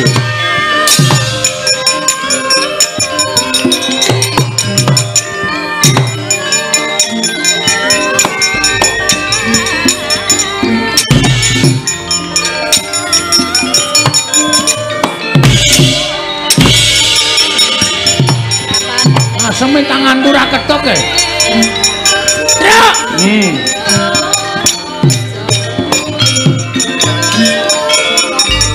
Nyerah aku. Nerah piye? Biasane nek do perang aku ndelok wayang kae. Wong ndelok kowe barang kaya wayang kok dadak. Delok wayang. Kan nek tangane ngene iki kono langsung glecak ngono. Iki mah aku ngene iki ra keneng. Wong tanganmu cupet kok. Terus piye? Kowe wae. Lah, rak tenan to. Sembodo ora. Aku tak leren. Urung apa-apa kok Leren. Aku tak ngematke saka kadohan. Iya. Kono kowe sing perang. Ra urung ya aku sing temandang kok. Kowe nglelang nek perang wis bola-bali ketemu karo Kurawa menang terus e. Ayo aku kok ya. Heeh. Lakon apa wae anggere Petruk ketemu Kurawa kok iso menang ya terus kok gleleng ya. Ayo anak Semar iki gleleng dhewe aku. Awake dawa dhewe, tangane dawa dhewe. Wis gak mangkat tak matke engko tak foto. Yo. Kene HP-mu. Ngece kowe. Dume HP ku ora ono kamerane kowe ngece. Ora duwe ya? Ora. Yo nganggo kon aku. Oh iya.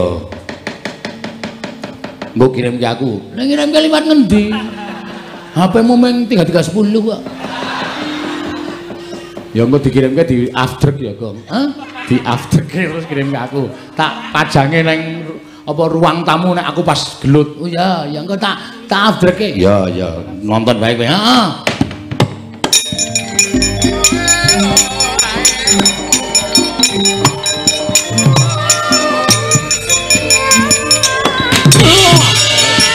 Petro iki. Jeneng aku. Oh. Wah. Iya. Wah, edan tandange. Mriki, Den.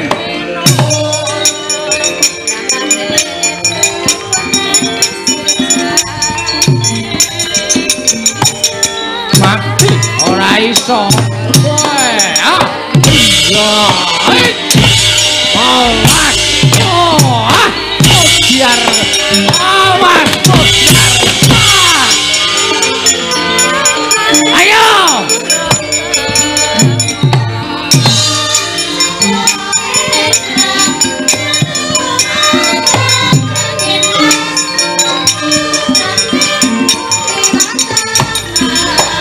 Wah, Mati, mboten napa-napa.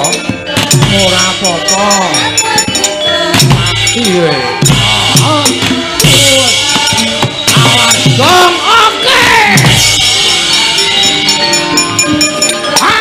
Bocah. Oh.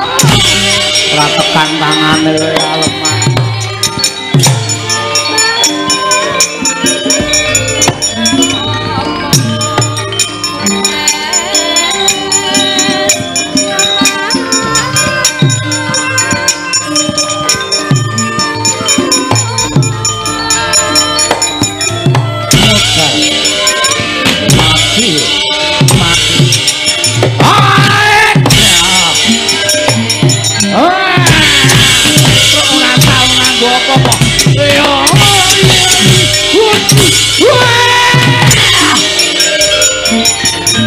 waduh mati aku.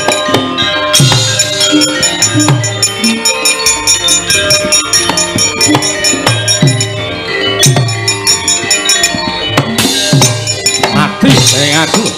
Trocok tumbak ora kelakon mati derajat topo barang.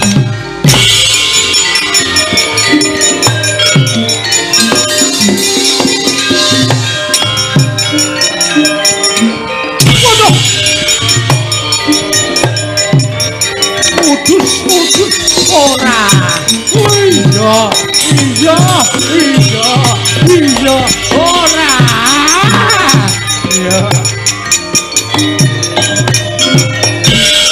Ora keneng. Ayo,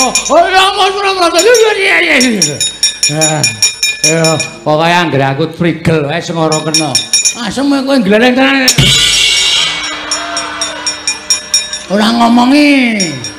Seneng nek cengelku bonyok. Wong kuwi senengane sok kemetok-ketok.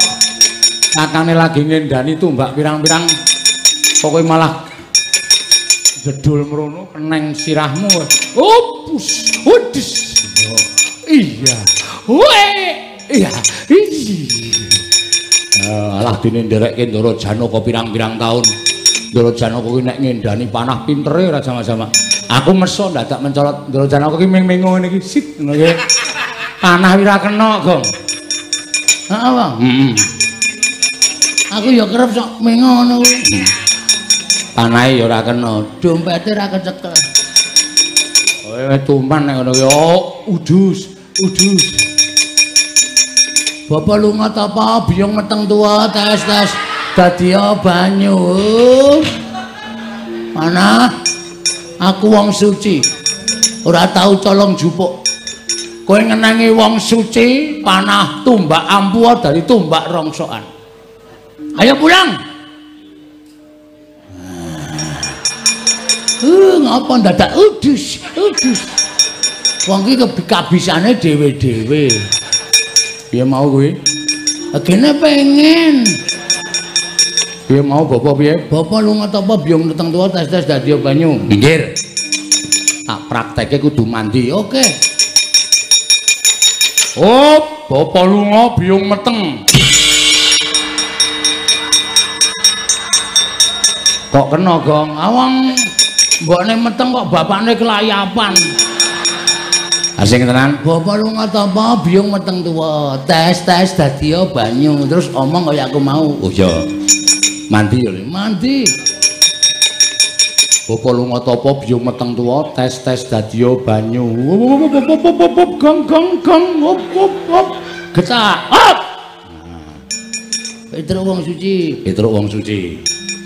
Ora tau colong jupuk. Ora tau colong jupuk. Tumbak ampuh ngenangi wong suci, tumbak ampuh ngenangi wong suci, dadi tumbak rongsokan, dadi tumbak rongsokan. Ayo balik. Ayo balik. Cangkemmu pancen apik kok. Monggo wingi aku bareng colong ndok bebek. Modal ora. Tumbake rong adoh kok wis bloko. Ayo balik ngenangi cengelmu. Loro banget le. Lara tumbak kon ra lara. Iya, modal ora ayo terus kene perang. Ya yo ayo amuk Suramrata, Jayamrata imbang yen padha.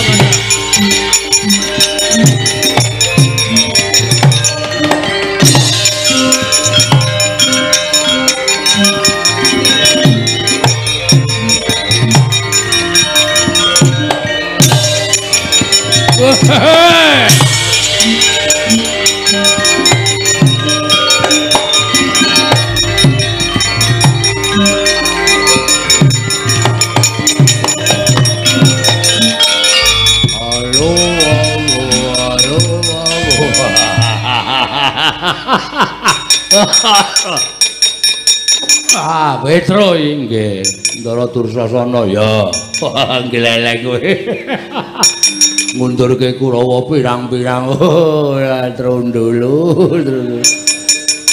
Saman mriki ajeng napa? Nglabrak dapurmu. Nglabrak kula ya. Bondo kula mestine ora mung kowe Bagong sing baku bondo. Ora ngilo kowe mung derajate kere kok wani karo Koko Prabu Duryudana. Jeleh nyawang gelaring jagat, jeleh nyawang seming rembulan njaluk mati meruput kowe le. Ayo, kaya paku sing tekaning pati. Manut. Kula yo arep sampeyan sik kula yo trima. Weh, lah wani wis semaur. Wani wae. Ming semaur kok ora wani. Neng kene temtokke. Kula napa sampeyan sing bakal tekaning pati. Ndok, ayo. Waduh, aku kok malah mak tratap. Barang digetak genti rasane sir-siran. Mula wong niku aja sok bengok sura. Aja sok bengok-bengok. Niku ngetokke kepribadiane wong. Nek bengok-bengokne wong iku ora ngerti unggah-ungguh, ora ngerti tata krama ya sampeyan niku sing dadi nyatane. Ayo, kowe apa aku sing tekani pati? Oh iya, kowe apa aku sing tekani pati? Oh, manut. Nggo, mangan tem sik. Ngopo iki? Mangan tem sik.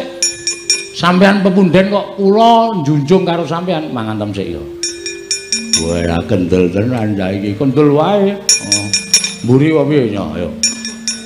Nggon dodo wae nya, ayo. Padhake ora. Nya. Ngopo iki? Tulung dicukurke rambutku.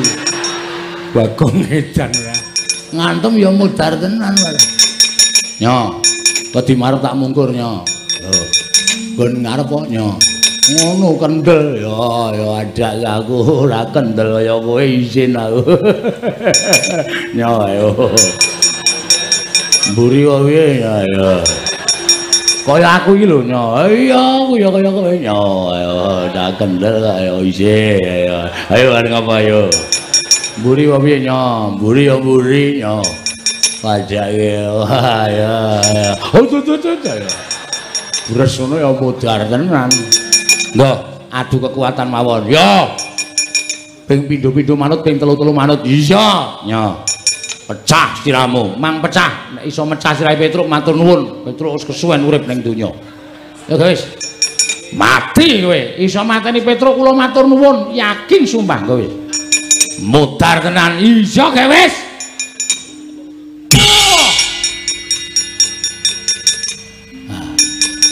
Wejian. Mumet ora? Mboten. Pet-petan? Mboten. Kaya dipijeti prawan. Waduh apure diantem kaya pijeti perawan. Sekali lagi. Wah, iya pecah tenan saiki. Mang pecah. Sing gleleng Mas. Wah, ampun tenan. Ngene iki jenenge adu kekuatan. Rasa ndadak dupak pisan ngelekar percuma. Yo kene. Lho iki dikapake iki. Lho gentenan. Mau janjine ra gentenan kok. Napa sampean ora isin diprisani piye ismene akeh kok. Ora gelem gentenan ndombatin. Wah, Dursasana iki jebulna jireh. Dursasana iki kadang nata ning wah jireh. Apa ora isin? Isin. Isin yo kene. Yo. Halo, modar tenan iki. Yo, ngati-ati. Yo. Wingi bar tak ngantem sirah sapi iso pecah dadi papat. Wah, cangkeme kuwi. Kuwi jenenge ngedeg-degi kaya ngono kuwi. Wong ming wong ngomong kok omong iki jenenge ngedonke mungsuh. Ora kena ya ngono kuwi. Ya wis rasa omong. Ya ora nganggo omong terus bres ngono. Nggih. Semelah. Oh kuwi ndonga barang. Apa-apa ki nek diwiti saka semelah kuwi apik wong Jawa. Ya wis. Ya met nggih. Ya.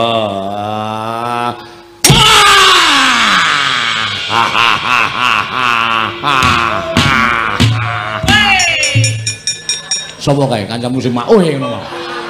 Wah, kepruk watu ndase kowe. Nang bentarane mumet kok malah oh, cah ora dong ora. Pisan gas yo. As, nah, iki jenenge rame-rame. Perang rasa nggo gamelan kancane leren, perange temonjo tur iso dititeni sapa sing gletak sik, kuwi sing kalah. Ah nggih. Nyo, kula, oh iya ning. Lali aku. Wah rame ya, rada sudul ning ngantem kekuatan wis. Wah. Yung aduh ora seru-seru narik ora banter-banter dadung lemah ngapura orang saking mempenge kok ya. Riki, ya. Ora apa endi wonge. Oh, berarti wis buyer aku. Kene bisa gas yo. Hati-hati. Ayo, nggih kok sithik arang tak ditata-tata e. Ana tata-tata barang. Yo, siap.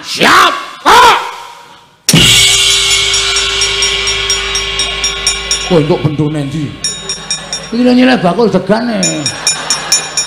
Lho bakul degan ora modiar kowe. Nek ora dipisan Bagong. Dur. Kok ngletaki piye? Wong ampuh kok ngletak. Wis pindho lho, Truk. Wis pindho gentenan aku. Matane. Lek to, lek dengkulmu atos ora. Ora ngematke Petruk apa sengkune. Luweh cah edian. Ora sak penake dhewe. Kurawa sapa sing durung maju? Ayo maju apa Rasata Kurawa sapa sing aduh yo. Takoni ne. Lho.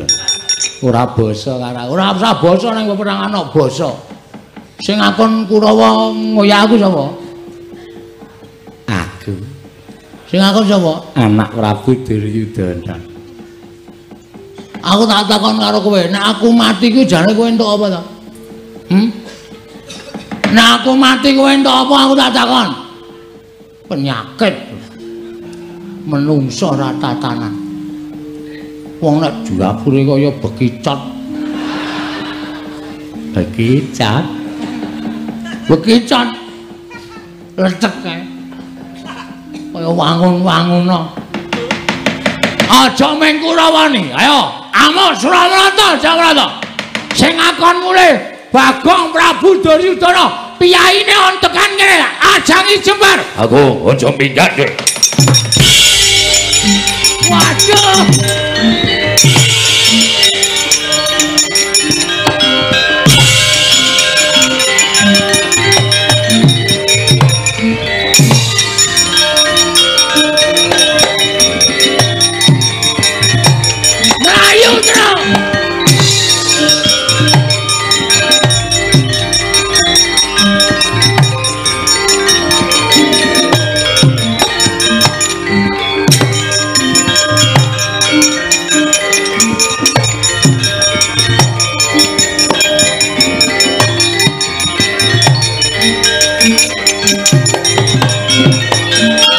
Ana apa iki? Wah, Prabu Duryudana nesu tenan.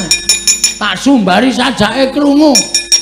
Aja meng Kurawa ayo Duryudana kon tekan kene. Saka kaduan muni Bagong mati kowe njrantal aku. Ayo Tru mlayu. Mulene negara Ngamarta nek ora mulih gedawasan. Ya ayo mlayu sing banter.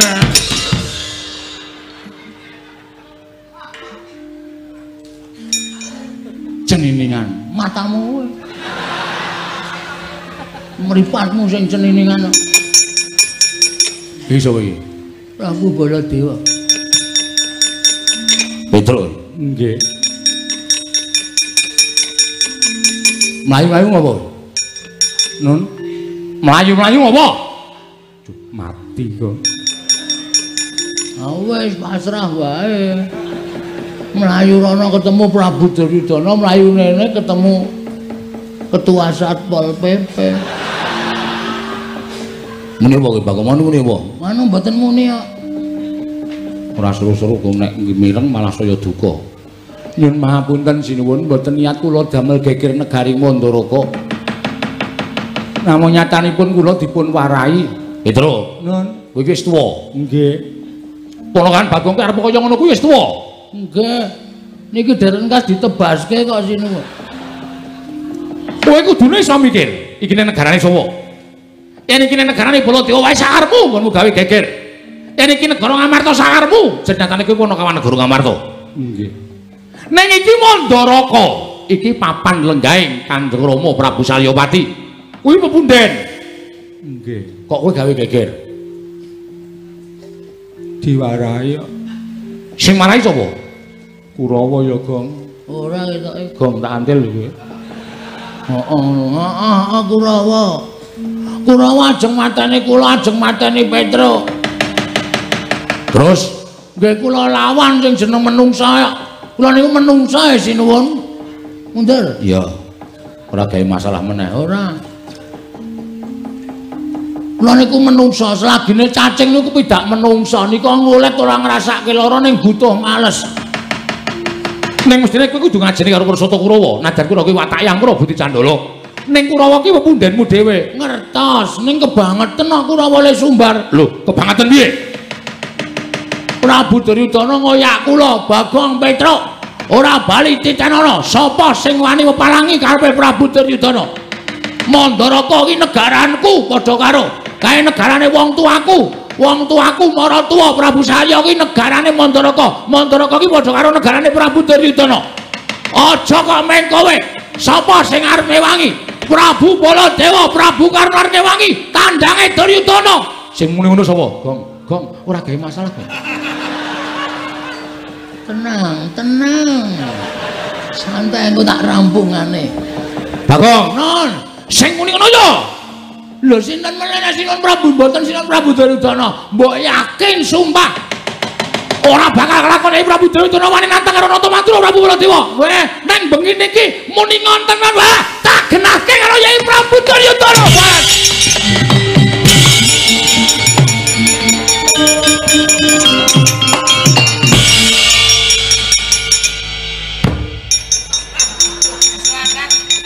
Kowe ngapa ya?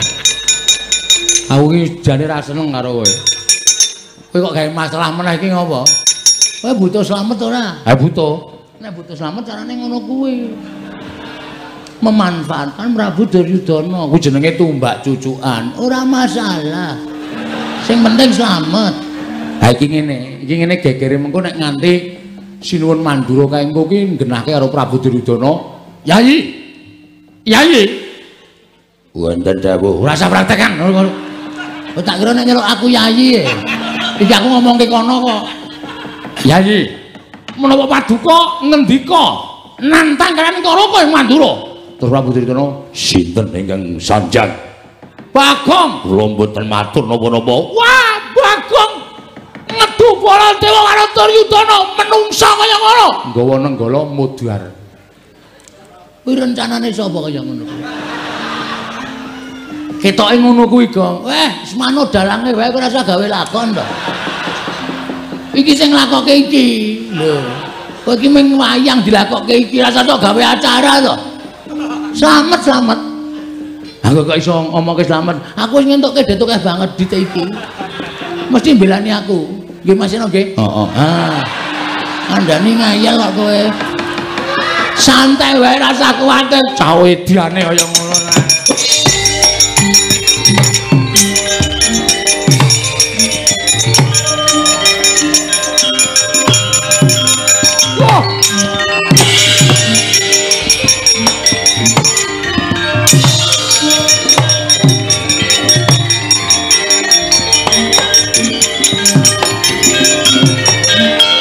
Yai, kula nyuwun pirsa. Nggih. Panjenengan menika dadi ratu ning aja sok adigang adiku-adiguna. Aja dupe panjenengan menika ratu Dedaya. Ratu negara gedhe. Percaya yen Mandura ki kalah gedhe karo Ngastina. Ning aja sok nyes karo ratu Mandura. Ora duka sababi menapa. Panjenengan nyumbari karo Nata Mandura Prabu Baladewa.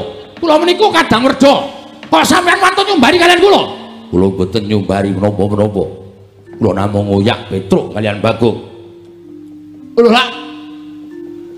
Sanjange Bagong matur kalih kula. Nek panjenengan nyumbari kalian Nata Mandura Prabu Baladewa. Oh Prabu menika ingkang kirang pedamelan. Ratu kok gampang diapusi kere. Petruk, nun. Nggih. Bagong ndi?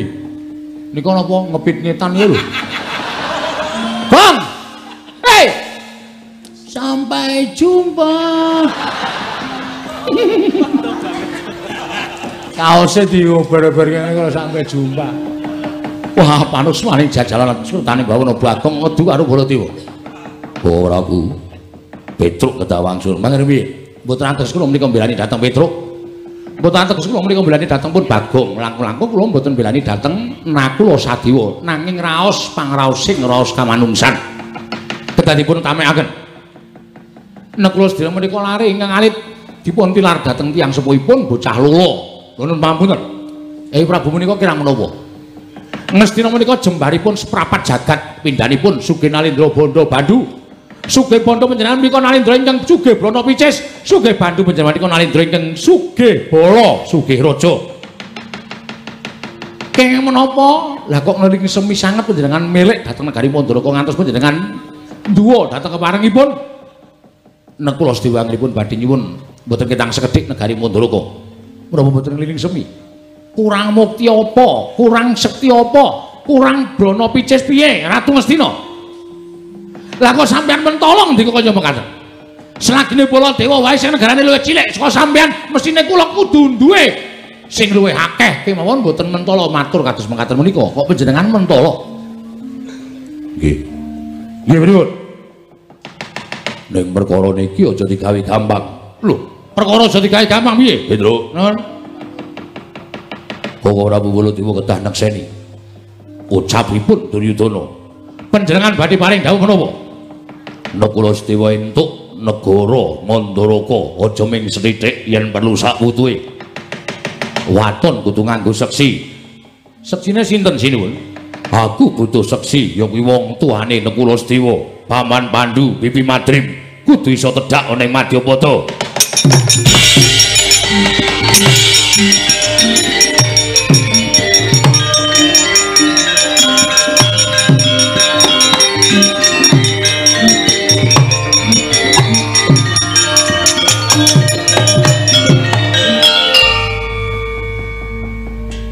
Ketok serakahe Nalindra Ngastina nggih sinuwun.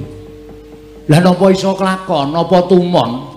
Piyai sing wis ora ana kok kon urip meneh dadi seksi niku napa pripun, Bang Jagas? Piye terus akhire? Kok pancen setang. Iki mau apa ngepit golek Indomaret e. Waduh. Tuku apa? Tisu basah. Keringat ki nek dilap nggo tisu kering ki kelet nang cengel. Oh. Do kelet-kelet ya terus. Leni dili angel ya, Gong. Petruk, nun, aku percaya. Pambudi dayaning menungsa kawasa bisa mene pepadhang yen to entuk kanugrahaning Wang Mahanasa. Nggih. Kowe bali yo. Nggih. Nadan iki sawijining bab ingkang mokal kelakone. Nanging aku percaya bola bali Pandhawa kuwi nglakoni lelakon ingkang mestine ora ketemu nalar kelakon nanging nyatane Pandhawa iso nglakoni. Nggih. Mula Pandhawa kuwi mantasaning titah mustikaning bawana. Nggih. Baliyo barengipun kabeh iki aja kok kandhake kula Sedewa. Ning kandhakno pepundhenmu Pandhawa kabeh. Wah, kula mengke didukani Ndara kula Sedewa. Wong niki ora entuk ngerti Ndara Werkudara Janaka kok. Wis to, manut karaku. Yen kula Sedewa dhewe sing mikir ora bakal lakon. Ning yen dipikir karo gerangane mesti kelakon, Petruk. Aku percaya karo adi-adiku Pandhawa. Oh nggih, nggih. Nek kula didukani Ndara kula Sedewa, kandha sing ngakon Baladewa. Oh nggih, siap, siap. Nggih pun ngoten mawon nyuwun pamit. Ya sing ati-ati. Mawon ya sinuwun. Mbur aturan. Enten apa ya kula salah napa ya? Kuwi senengane adu-adu. Yai Prabu Duryudana ora ngomong kaya ngono kuwi. Wah, ngapusi ning. Wong ngomong kok ya, Tru. Ora, wis kowe iki ora usah gawe masalah to. Ki wis tentrem kok senengane. Omong ora. Ora. Ora cengengesan ora. Muni ora karo cengengesan. Karena kula niku kulino ngapusi. Bali to. Nggih. Nyuwun pamit, sing ati-ati. Nun pamit nggih sinuwun. Sing ati-ati aja bocah cilik. Bali yo. Nun nggih. Langsung jujung amarta wae, Tru. Ha iya, ndak dukani sing dawuh Sinuwun Mandura kon lapor karo Pepundhen Pandhawa. Heeh, ora apa-apa, Sinuwun Mandura tanggung jawab nggih Den nggih. Yo. Nek ana murinane nek kula Sedewa mergo kowe matur karo Pepundhen Pandhawa. Kaya wong aku ngono terus kula Sedewa tak senenane. Oh nggih. Nyuwun pamit, sing ati-ati aja kaya bocah cilik. Pareng Sinuwun. Yo, kono kawan Petruk. Pareng nggih Sinuwun. Yo Bagong sing ati-ati.